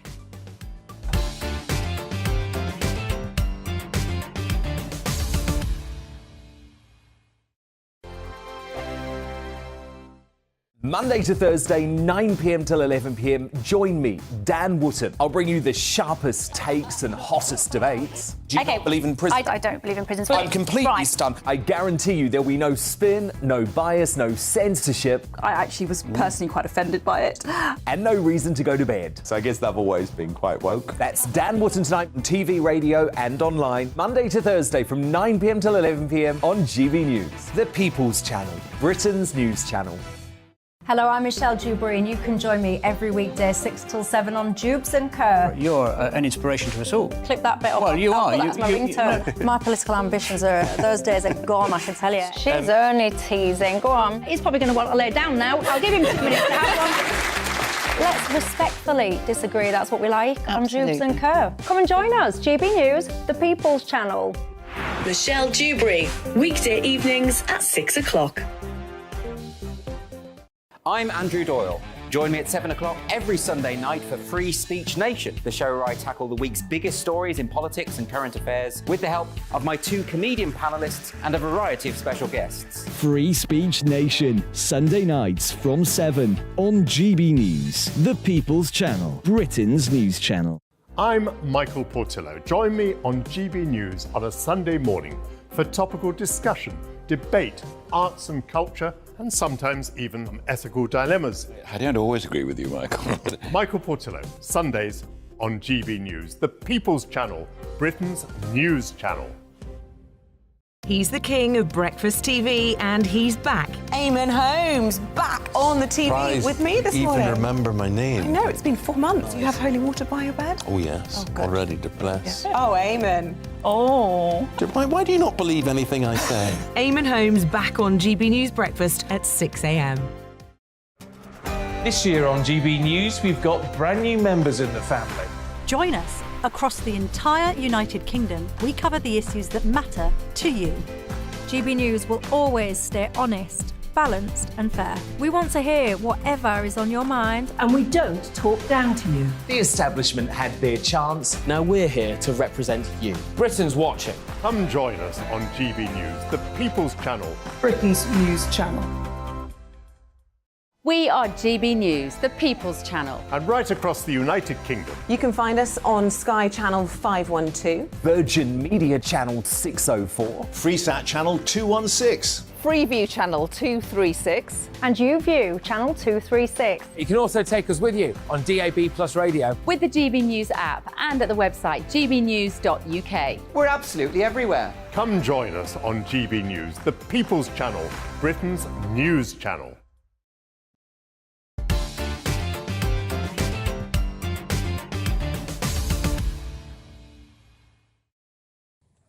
Very good morning. Welcome back to Bev Turner today. My guests are still here with me. Thank goodness they haven't left the building.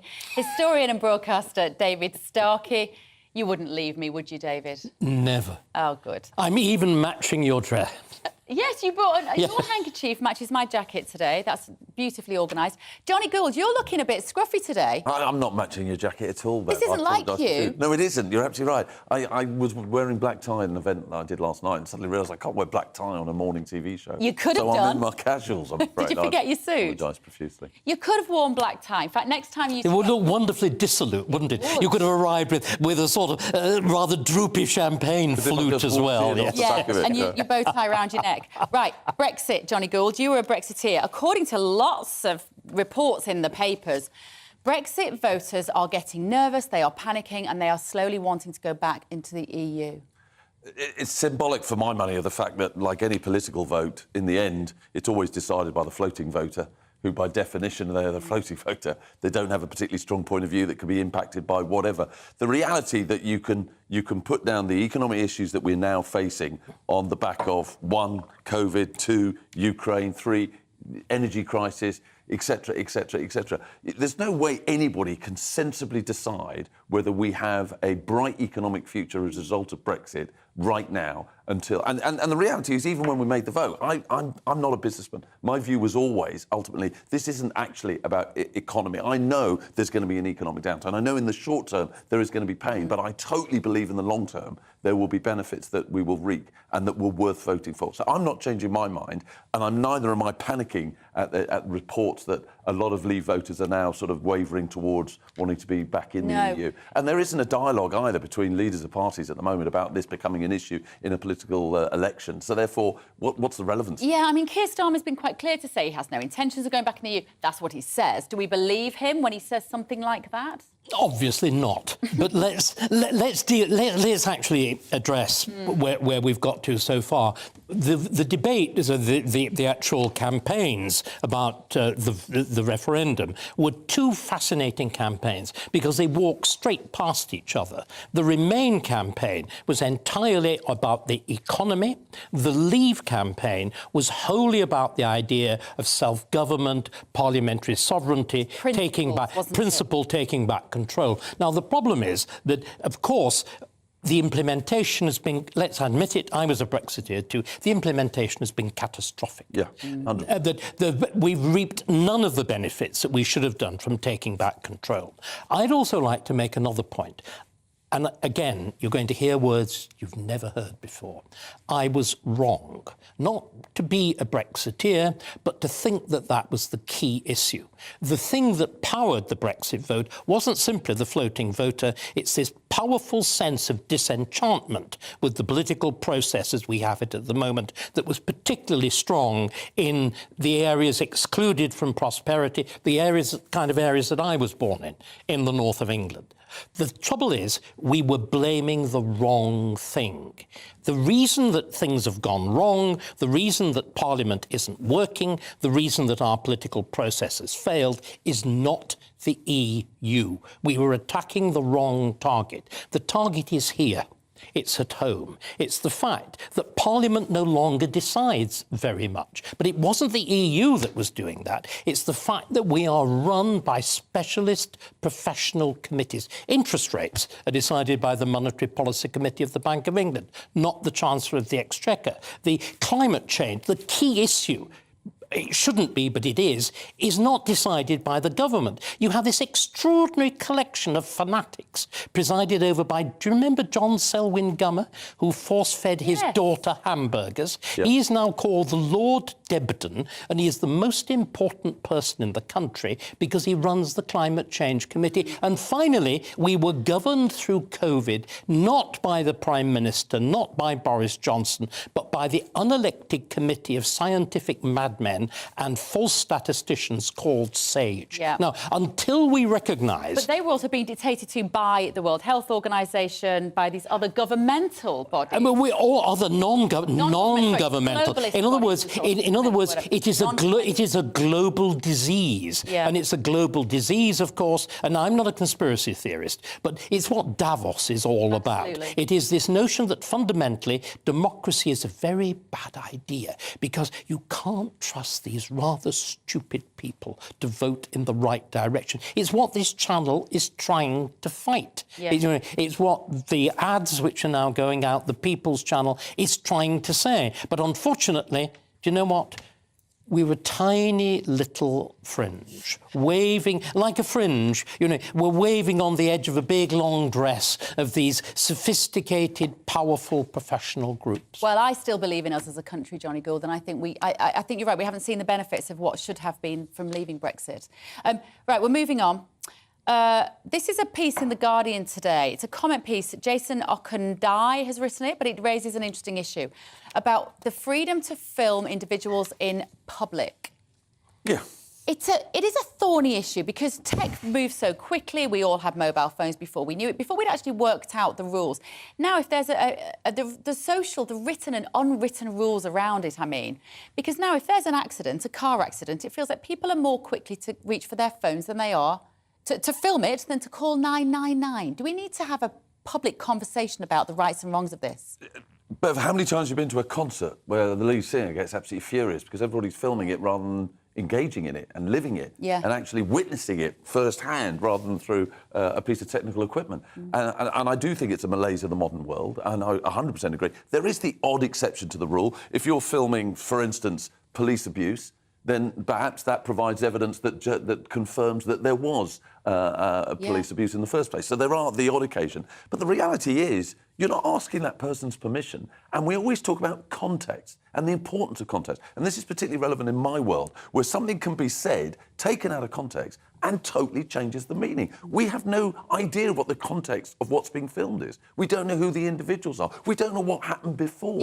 And therefore, you draw conclusions based purely on what you see. And at the end of the day, I do think it's an invasion on people's privacy and their right to privacy. So I'm totally against it. And I do think, unfortunately, it is a part of the big malaise that is social media. Because there is, extraordinarily, it is entirely legal to film someone in public. I know that's... There's no legal issue. There's no legal issue. And also other people's children, you can film them in public. You know, there might be rules within a particular school setting or an environment like that, but... But I'm amazed to hear that, because do you remember the days of live TV? The channel that brought the weather in Norwegian had a dwarf on a trampoline. Had topless darts. Topless darts. Right up your street, David Starkey. My show was number 2. I did a Greyhound show called Dog Night Live, number 2. Did you? I was excited when I heard it was number 2 until I discovered that number 1 was topless darts. There you go, another story. But live TV used to send a crew to stand outside a school to ask them the question of the day, to ask school kids the question of the day. And then broadcast it live on TV. What's the most embarrassing thing Mum and Dad have done? And then they'd broadcast it. So there was total anonymity, but they were allowed to do it. Amazing. You're not allowed to do that anymore. And yet you're now telling me there is no... Well, if you are allowed to film other people's children in public, you know, unless it's in contravention bewildered by that. of, say, a swimming pool's rules or a school's rules. But this is one of those things, David, where modern world has moved on, but we haven't had, I don't think, sufficient conversations around what the rules should be. I think what we've done, we've abandoned, without thinking about it, the distinction between public and private. Yes. All decency, finally, and I use that word deliberately, all decency depends on a boundary between the public and the private. And we have simply destroyed it without thinking about it, without debating it. It was, again, the point that we were making about Love Island. The fact that you virtually film people having sex. And that but they are consensual. You might say they know it's happening. It's their right. They are conniving at the breakdown of this barrier, as indeed does every celebrity, because they do exactly the same. But the trouble is, it's like a virus. And the virus spreads, and it spreads uncontrollably. Again, all this is very closely related to sexting, the thing that is destroying the lives of so many young girls and boys.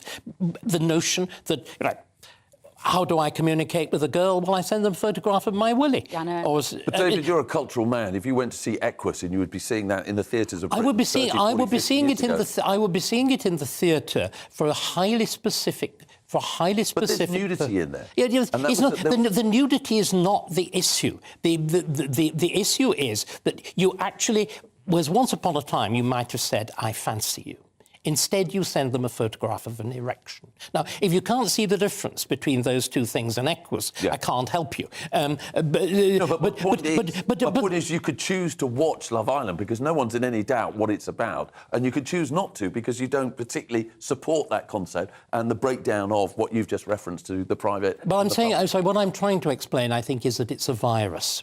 That if you actually deliberately break that barrier and break it, not simply once in Love Island, but deliberately and repeatedly, the whole way... Well, again, the whole Harry-Meghan thing. What does he do? He puts deliberately into the public view what should be the most private relationship of a family. Now, that is a monstrous betrayal of trust. And I guess this article in The Guardian, sorry to cut you off, we're short on time, but this article is basically saying, do we need to start looking at these things and having the conversations you say that we've neglected to have, and perhaps putting it in law? Bev, I'm amazed that they don't have the law, because amazing. when I was head coach of my son's rugby team, we had to seek the permission of the parents to film the board. But please not the law. But please not law. The last thing we want. Have you noticed, ever since the government had a Propriety and Ethics Commissioner, behaviour's got worse. Very true. The more you formalise this, the worse we behave, because it just becomes a tick-box exercise. OK, business and economics editor Liam Halligan will be back after the news to tell us what's going on and everything you need to know about the money in your pocket. See you in a bit.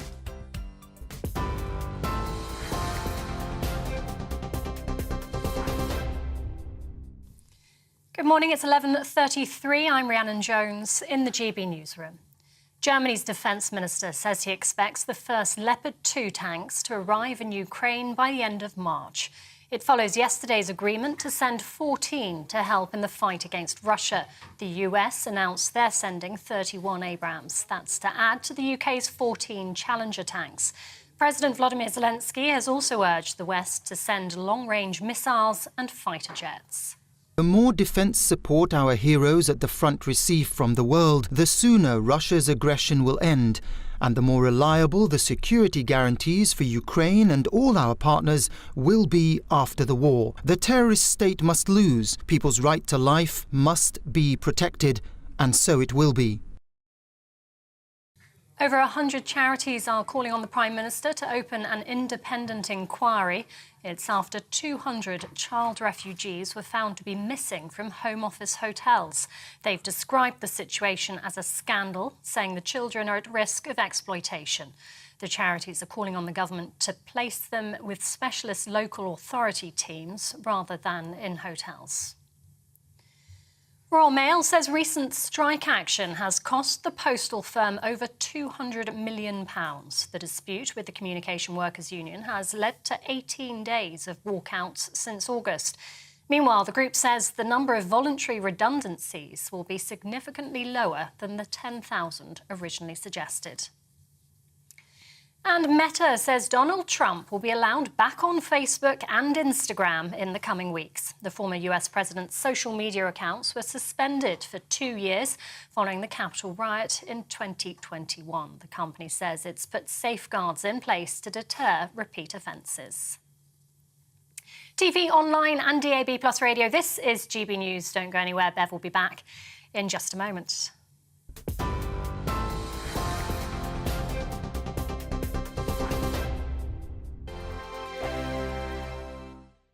He's the king of breakfast TV, and he's back. Eamon Holmes, back on the TV with me this morning. Even remember my name. I know, it's been 4 months. You have holy water by your bed? Oh, yes. Already to bless. Yeah. Oh, Eamon. Oh. Why do you not believe anything I say? Eamon Holmes back on GB News Breakfast at 6 a.m. Every weekend, it's Mark Dolan Tonight. Bigger and better, starting at 8 p.m. Friday and Saturday. Can't be too safe. Bring it on. Has there ever been a more innuendo feature? And Sundays, we're on at 9. It's ridiculous. Just get on with it. Maybe you should get a proper job. Only on GB News, the People's Channel, Britain's news channel. I'm Michael Portillo. Join me on GB News on a Sunday morning for topical discussion, debate, arts and culture, and sometimes even ethical dilemmas. I don't always agree with you, Michael. Michael Portillo, Sundays on GB News, the People's Channel, Britain's news channel. Hello, I'm Michelle Dewberry, and you can join me every weekday 6 till 7 on Jubes and Kerr. You're an inspiration to us all. Clip that bit up. Well, you are. That's my ringtone. My political ambitions those days are gone, I can tell you. She's only teasing. Go on. He's probably going to want to lay down now. I'll give him 2 minutes to have one. Let's respectfully disagree. That's what we like on Jubes and Kerr. Come and join us. GB News, the People's Channel. Michelle Dewberry, weekday evenings at 6 o'clock.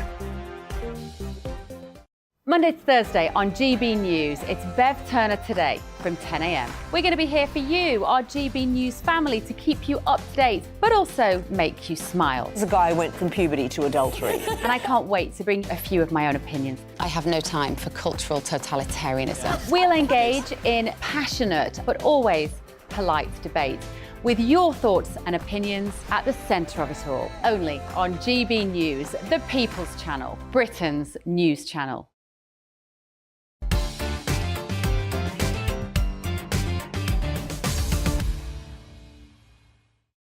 Welcome back to Bev Turner Today on GB News. It's 11:37. I was asking you earlier about your thoughts on the channel crossings. We had Mark White bringing us a special report. Cheers. Chris has said the simple way to stop this is as follows. Any person arriving on our shores without documentation will immediately be returned to France or the country of departure.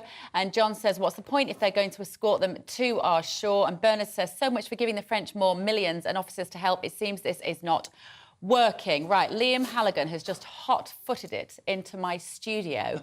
Good morning. Did you have something more important to do?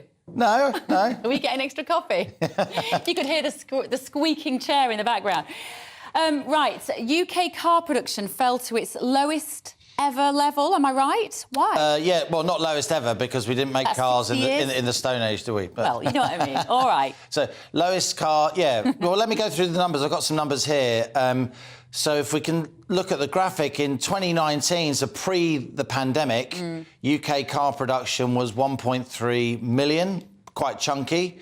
After the pandemic, as we came out of lockdown, 2021, that was heavily down at 860,000 roughly. And now it's down again. These numbers have just come out from the Society of Motor Manufacturing and Traders, 775,000.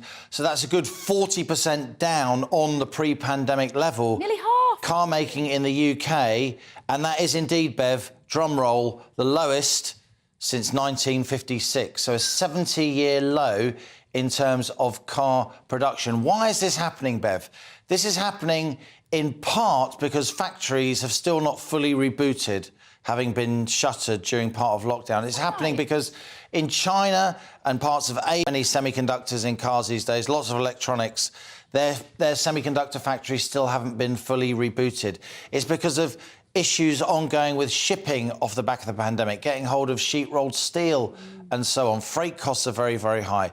These are all the reasons why car making in the UK has suffered in recent years. And here's Mike Hawes, who's Chief Executive of the SMMT, who produced these figures.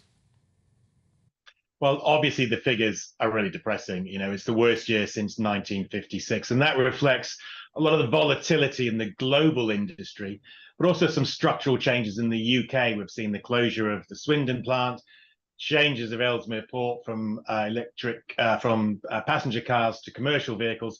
We need to get back. We need to get investment in as we move towards electrified future. Does this mean we're making lots of electric cars, though? Because is that what's happened? No? We are. We're making a lot fewer cars overall, but the share of electric cars is going up. I've got some numbers on that as well. And viewers and listeners can look at on the SMMT website and get more detail if they want it. So last year in 2022, on these new numbers, we made 234,000 either pure battery or hybrid, where you got a battery and an internal combustion engine, or plug-in hybrids, a sort of combination. So 234,000 electric vehicles by broad definition in 2022. That was up 4.5% or 5% on 2021. So that was some progress there.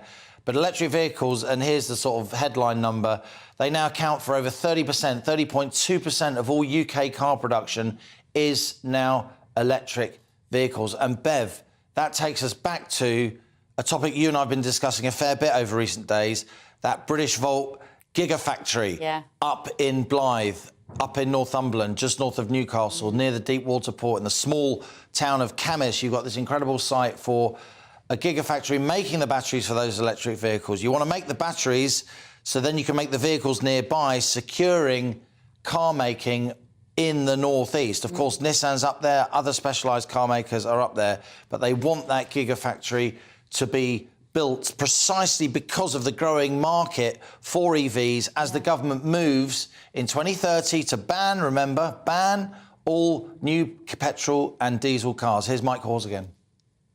Well, what you're seeing is an increasing number of the vehicles made in the UK are electrified, and that's matching what is happening in the market. People increasingly buying electric vehicles, but we need the pace to accelerate, both in terms of those that we sell and those that we make.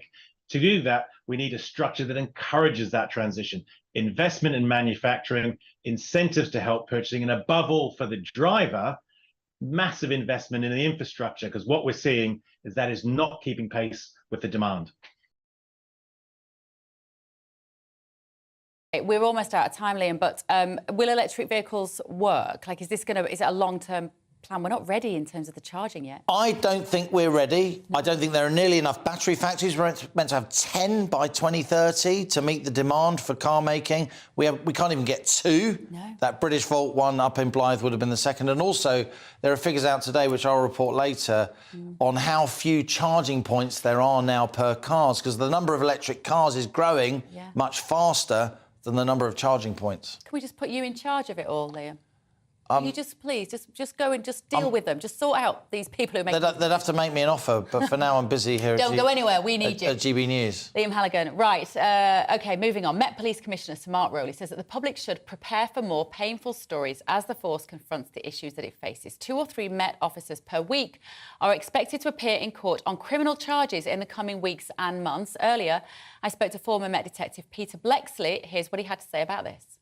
It's appalling. The Metropolitan Police is quite rightly very much under the spotlight because members of its ranks have murdered, raped and much, much more. Utterly unacceptable. But, you know, this malaise spreads further than the Met. Again, anybody who wants to search police officer convicted, for example, will find that officers in recent times from other forces have been convicted of rape, sexual assault, and other very serious and appalling crimes. So there is, of course, an enormous problem within the Met, but there is a bigger problem throughout policing per se. And the reason why it is so important that policing gets it right is for the sake not only of the public, but the good officers. Yeah. There's that phrase, which is very, very true. Nobody hates a bad cop more than a good cop. So they have to get it right to support and encourage good cops to do their thing and good people to join policing, because that's what it needs. But the state of policing, as it is, has been deteriorating for some time. Yes, to answer your question, back in the day of the 70s, 80s and 90s, when I was a cop, there was corruption. That was predominantly more for personal gain, where coppers were taking brown envelopes full of cash from villains and the like. Yeah. And, of course, there were dreadful problems with regards to race. Yeah. And that, of course, led to the Brixton riots of 1981. And to an extent, the police have done much to address that, but there's more. OK, I am back here with historian and broadcaster David Starkey and broadcaster and charity auctioneer Johnny Gould. Right, straight back to the stories in the papers this morning, fellas. Civil rights groups voice anger at unethical decision to bring Trump back to social media. Johnny Gould, when I hear civil rights groups voice anger, I tend to think I'm going to like this story. Yeah, I mean, it comes back to the issue of freedom of speech, and ultimately he's been punished. And the attitude now is that as long as he doesn't incite people to violence, as he was claimed to have done before, and no question that he did, then he should have the right to voice his opinion, and we should debate accordingly. And I am a full agreeer of this. I'm horrified that we have universities in this country that are banning speakers because they don't like their message. That is just a road to ruin as far as I'm concerned. The only way to deal with an opinion you dislike and disagree with is to address it, and address it in a civilised manner through debate. And ultimately, this is what this is about. If, yet again, he incites violence, no question, then he's banned for life. I'm not sure that he did incite violence, to be completely honest. I think that is open to interpretation when you look at the actual tweet that got him taken off. But if we live in a democracy, David Starkey, then we have to allow our politicians, or the wannabe presidents, to have a public voice, do we not? Yes, and clearly Twitter and whatever, Facebook, have become prime instances of public voice. But, I mean, just listen. I mean, I thought your opening was brilliant. I mean, listen to them. These groups, why? Because what he said was, illegitimate. So they set themselves up simply as censors. There is a sense now. You were saying there's debate. Debate implies there are two sides to a question. But of course, for the civil rights groups, there aren't two sides to a question. There's only one. There is this terrible religious self-righteousness. And can I not say, all I really wanted to say after you'd finished was amen. What you said was absolutely right. But the big problem, as I said, is that the left now claim a monopoly of virtue. Properly, politics is a debate about ends and means. It's not a debate about virtue. And we've turned it into a debate of virtue. On one side claims to be wonderfully good and denounces the other side as wonderfully bad. And until we stop this and turn it back into a debate about ends and means, we're lost.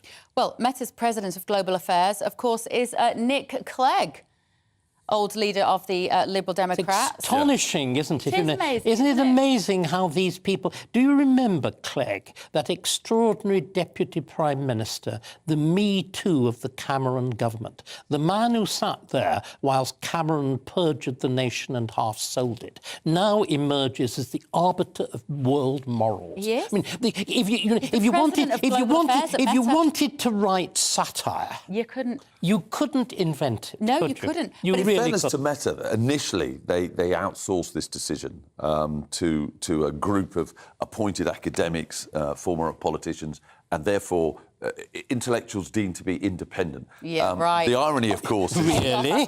Yeah, well paid for, yes, absolutely. The idea, of an independent intellectual. Well, but I mean, that concept is a good one. No, it's not. Individuals that are not necessarily associated with, therefore, shouldn't have a political allegiance and a political allegiance, absolutely. Yeah. But what makes me laugh is that the group ruled in May 2021 that trans penalties should not be indeterminate, but kicked the final ruling back to Meta. So ultimately, they didn't make a decision. It was Meta's decision. I'm not sure I agree with you that what Trump was actually kicked off the platform for in the first place wasn't instigating violence. I personally think it was, but again, that's just my view. I guess there are so many people who are instigating violence on a regular basis on Twitter that it is very difficult. He was like punished. sweet comics saying that our dear Nigel Farage should have battery acid flown at him. That's right. But because, of course, because she's virtuous on the left, that's perfectly all right. No, I agree. But again, sorry, I'm going to take you up on this. I don't think that Meta should be setting up some kind of guardians of public virtue, some kind of committee of censors. It shouldn't be censoring at all.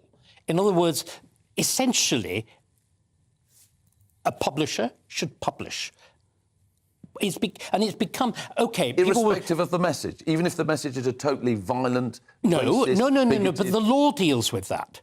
So the law deals with that, or the law should deal with that. One of the problems is that the internet happened, and the internet happened in the same way we were talking about using the mobile phone to photograph. It happened without anybody thinking about it.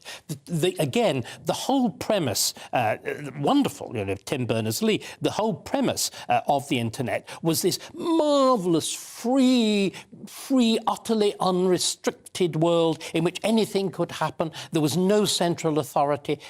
So what, there was no central authority. And I say it's an example of the need for law. It's the example of the need for rules.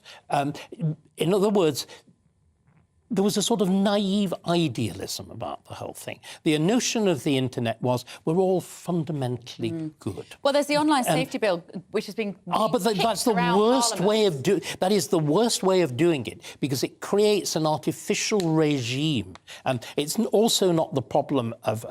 I mean, fundamentally, all you need to do with the internet is all you should do with it is to leave the ordinary processes of law to deal with it. We have laws governing child protection. We have laws governing incitement to violence. All you need to do is let that happen, and we've But that not assumes done. the laws will be applied. Well, and there, unfortunately, David, is... But again, this is the problem. We're going back to our first discussion about the police. that we have stopped taking these things seriously. OK, moving on, guys. Hot off the press, this story. This is the headline. UK students skipping meals because of the cost of living crisis. It's the Sutton Trust have done some research and they found that nearly 250 UK students interviewed said that they were less likely to be able to complete their degree because of cost pressures, while 1 in 3 from working class families said that they were cutting down on food to save money. What do you make of this? I have a son at university as we speak. Cost of living crisis hasn't impacted on him at all. He's got a rich daddy. No, he's been asking for money from day one. It's had absolutely no impact. So, but I totally understand from families on low income, if they've got one of their kids at university, that the maintenance grant probably doesn't cover their needs, particularly their food needs. But my reaction to this is, you know, we have pampered our kids. I've spoilt my son. And at the end of the day, there are jobs out there. Go and work part-time. And the idea that a student cannot fulfil his academic studies at university and have a part-time job, I'm sorry, is a nonsense. It is a nonsense. Do you agree, David? I bet you do. I want to try and tease out what's gone wrong. The trouble is, we created our universities, all 120 of them, whatever the ridiculous number is, on the Oxbridge model. That is, that you go away, you have a good time, you are separate from your family, all of those things. If you look in continental Europe, that is not the model. The model is almost everybody goes to a local university and you stay at home when you go there. Oh, if you look, don't inflict that upon me. But sorry, I'm trying to explain why you can have a mass university system, as you do in France, without the thing toppling over financially. In America, of course, everybody works. Virtually every student works their way through university. And you have structures in which employment on campus, I mean, there was a period of time when I had what I call my deck chair of history at a rich American university. I only held it in the summer quarter. And there, the whole way in which things like serving in the campus refectories and whatever, virtually everybody was a student doing it. So you were working, you were helping the university by providing canteen staff. The wonderful joke at Caltech was, you know, if the waitress spilled soup in your lap, she was going to be a Nobel Prize winner, because they all were. But so we've, as usual in Britain, we've actually started off with a big ambition to give everybody the Oxbridge experience. You cannot give 50% of the population the Oxbridge experience. We need local universities. We need the idea of working through university. We need far, far fewer people to go to university, full stop. I agree. And I think in terms of these youngsters at uni saying that they can't make ends meet, the problem is as well, Johnny Gould, is that we've developed this credit mentality.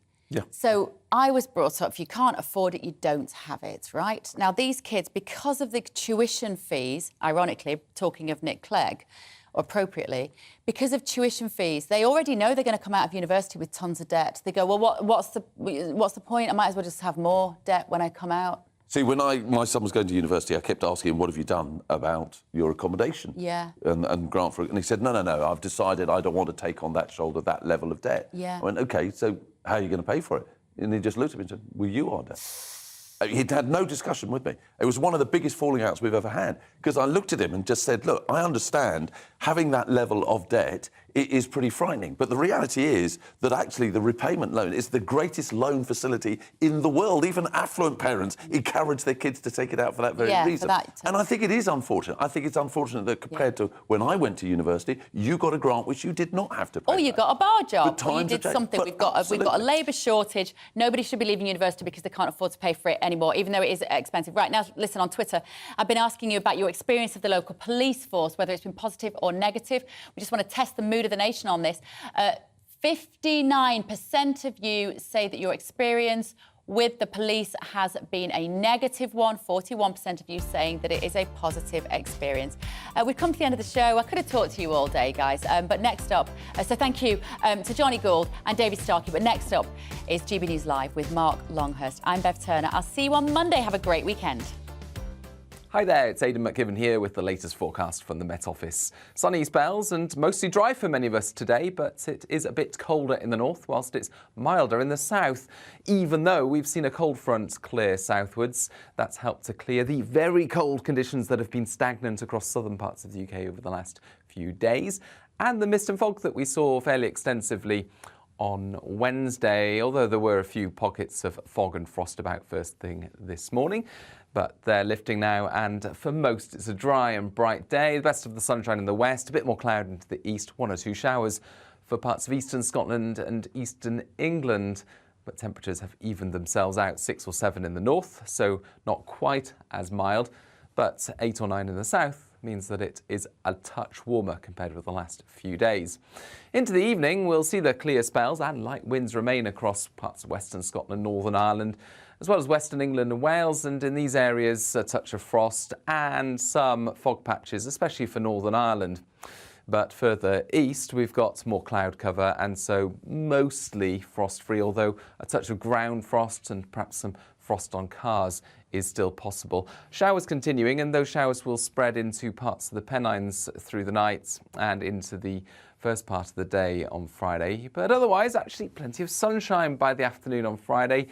Sunny spells more prevalent across England and Wales, I suspect, and for Scotland and Northern Ireland mostly dry, but later in the day we'll see rain arrive into the northwest of Scotland. The wind will pick up as well, so a damp and breezy end to the day for the Northwest Highlands and the Western Isles.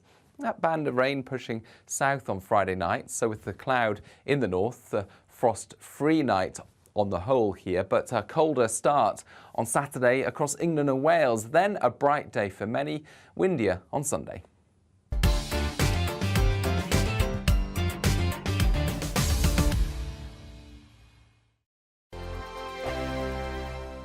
I'm Simon Evans. Join me on GB News for Headliners at 11 p.m. What's the scoop? I'll be joined by 2 of the country's top comedians. That's right. As we take a look at tomorrow's newspapers tonight. We're going to get into trouble. If it's a big story, we'll be covering it. Spill some tea on him. There we go. But we'll also have some fun. I wouldn't stick up a bank. My father didn't love me. So anyway. Headliners every night from 11 on GB News, the People's Channel, Britain's news channel. Join me, Patrick Christie's, Monday to Friday, 3 till 6. We tackle the day's news agenda like you've never seen before. It's high tempo, high octane, the most controversial topics and the best guests. You will not be able to take your eyes and ears off it. I'm not afraid to ask the questions that you really want answered. 3 till 6 p.m, Monday to Friday on GB News, the People's Channel, Britain's news channel. Hi, Andrew Pierce here. Join me every Friday lunchtime for a proper no-nonsense debrief of the week's events. With special guests in the studio and the GB News team on the ground, I'll be getting you up to date with news, some intelligent discussion and my own sharp take. The weekend starts here with me every Friday lunchtime on GB News, the People's Channel, Britain's news channel. I'm Andrew Doyle. Join me at 7 o'clock every Sunday night for Free Speech Nation, the show where I tackle the week's biggest stories in politics and current affairs with the help of my 2 comedian panellists and a variety of special guests. Free Speech Nation, Sunday nights from 7 on GB News, the People's Channel, Britain's news channel. We are GB News, the People's Channel. And right across the United Kingdom. You can find us on Sky Channel 512, Virgin Media Channel 604, Freesat Channel 216, Freeview Channel 236 and YouView Channel 236. You can also take us with you on DAB Plus Radio, with the GB News app and at the website gbnews.uk. We're absolutely everywhere. Come join us on GB News, the People's Channel, Britain's news channel.